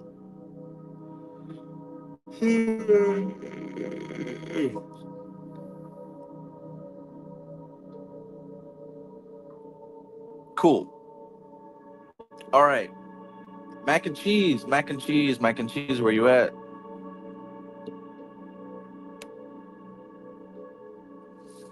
If mac and cheese is absent, away.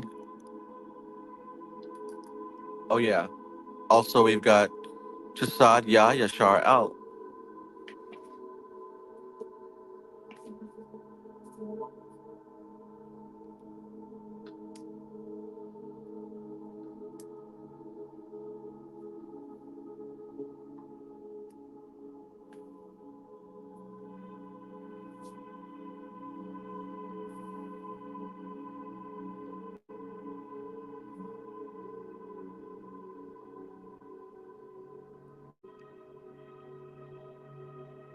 Okay. All right, so mac and cheese, let me know where you at, mac and cheese. If not, we're going to go with Minosis.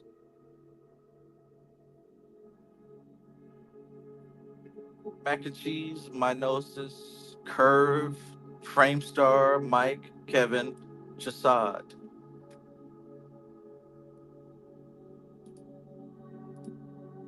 Jagayo says, was craving mac and cheese. Literally had a whole convo about mac and cheese right before coming on here. Interesting. Interesting. The metaphysical implications of mac and cheese.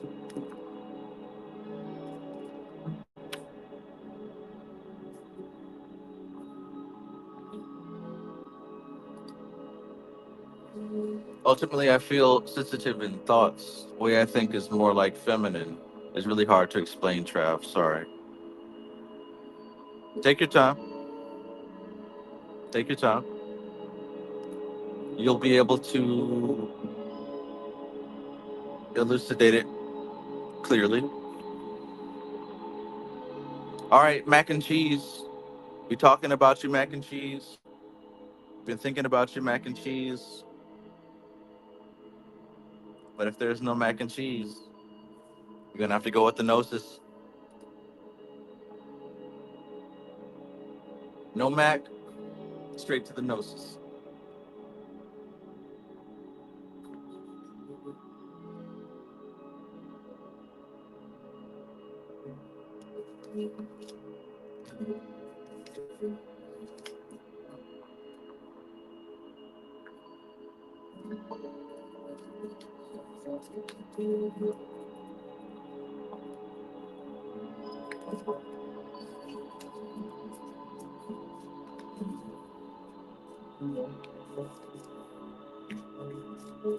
Lord of mercy. What a year. What a year. What a year.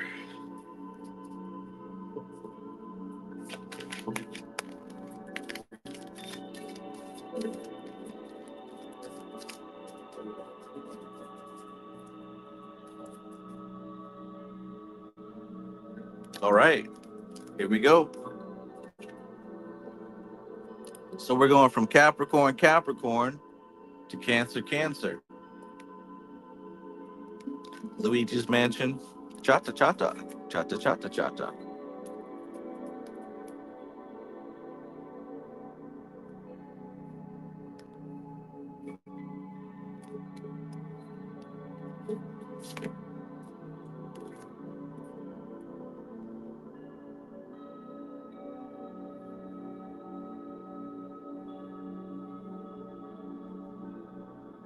Too much.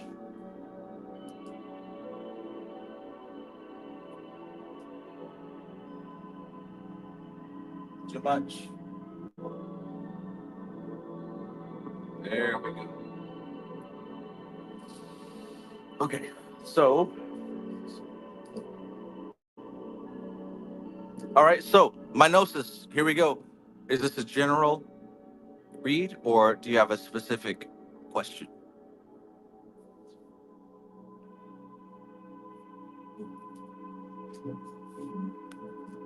So I've got this mirror back there. I tripped and slipped and smashed my big mirror. So I ordered a replacement mirror from Amazon, but they kept sending me mirrors. So it's like I got the mirror, then they sent me another one, then they sent me another one, then they sent me another one, and they kept sending me these mirrors. And I had to check, I'm not being charged for these mirrors because I only bought one. But I don't know. There was some kind of technical difficulty, and they kept sending me these mirrors. And I gave one to my brother, gave one to my baby mama. Because if I kept them all, then that would have been a problem. But yeah. What do you think that means spiritually? Mirror after mirror after mirror.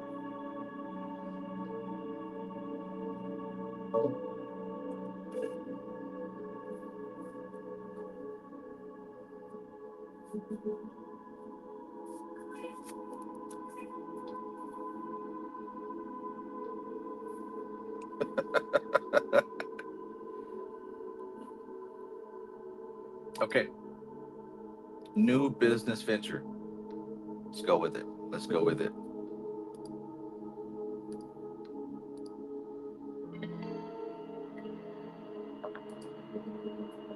Demetai says that you are the fairest of them all.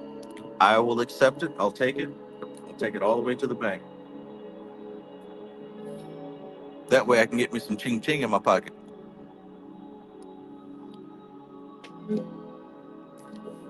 I'm showing them who was the high now. Pimp, nasty funky pimp, and stanky chicken. Rack bar. Hello. Willie. Willie, you kind of spit when you talk. That's not me. I don't spit it. That's the Holy Spirit. The Holy Spirit spitting a lot. 15 guys.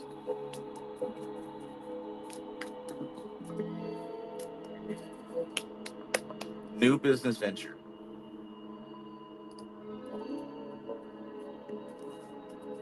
Let's go. New business venture. Let's go.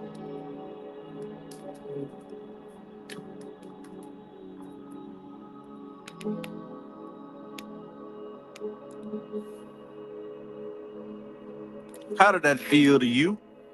He said, James, wasn't no fun. They did him like a dog.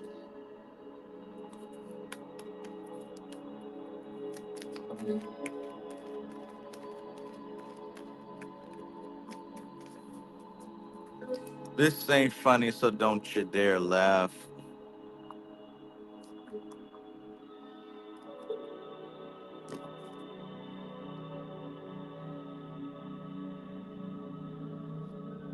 New business venture. What a way to start, right? King of Wands. King of Wands. We can talk about the King of Kings. Absolute. The spiritual realm. We're dealing with somebody who sits on the edge and who's listening. He's got his ear pressed up.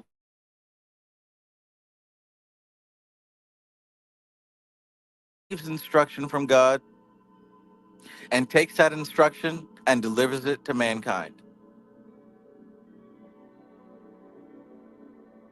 He's got his ear pressed upon the veil. He receives instruction from God and he passes it on to mankind. When I say receives instruction, it's interesting because God is within all of us, but I don't think he's talking to any of us specifically. I think that God is more like broadcasting, just broadcasting. So the King of Wands is in a position to get the sale before everyone else does. And maybe it's by design. Maybe this king receives the signal before everyone else and moves on that signal. And perhaps that's what gives him his authority. Perhaps the King of Wands is the king because he receives gnosis, moves on it, acts on it, and the people see that, oh, damn, this is legit.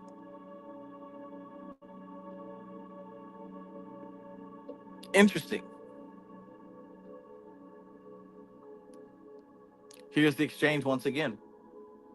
The Six of Cups is a representation of a person or a situation where there's an opportunity to receive something on the level of quality and quantity that you would not have been able to get just on your own or just doing what you normally do. You're going to be in spaces, in places, you're going to be in a connection with someone or some organization or some situation that's going to provide somewhat of a jump start, a head start, right? To move a little bit further than what you normally would have been on your own devices. So keep an eye out. Maybe it's just happened, or maybe it's around the corner. Keep an eye out. Now put these things together as we write, as we go, right? The king who's got his ear to heaven, receiving those initial responses, taking action, putting yourself in the right place. The Four of Wands. Now, the Four of Wands is going to represent Venus in Aries. Venus in Aries. Aries is impulsive. Aries is going to run forth. It's going to do what it needs to do and think about it later. Venus has everything to do with sensuality, beauty, and appreciation of the material plane. So what happens when you put those two things together? We're talking about an aggressive appreciation for life, an aggressive appreciation for beauty. So let's check this out. Someone who's got his ear next to God's lips, listening, and moving.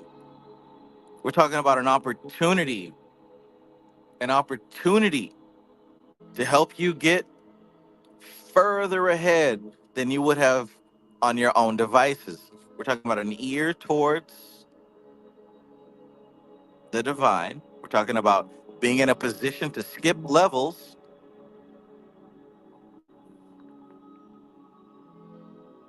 And we're talking about aggressive appreciation. We can even call that gratitude. How is your gratitude looking right now? Is that a central part of your practice? Is that a central part of your practice? When I see Venus and Aries, I'm thinking about an aggressive gratitude. And when I say aggressive, I mean like you don't have to wait on something to tell you to be grateful. You don't have to wait on something to tell you to give or to share or to help or to bless. You don't have to wait on that. Follow me now. We're getting somewhere.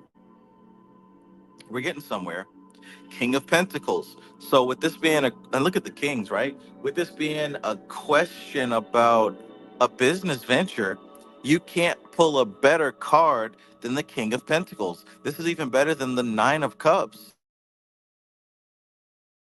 Cups, you don't know if he earned that or somebody gave it to him. It's disputable. You don't know. But when we talk about the King of Pentacles, once again, this is someone who is nestled in the bosom of abundance. This King of Pentacles is someone who is very close to the source. We talked about and Dion Fortune's Mystical Kabbalah in chapter 1. Uh-oh, signal lost. Testing, testing. Why does this happen when I'm live streaming, bro?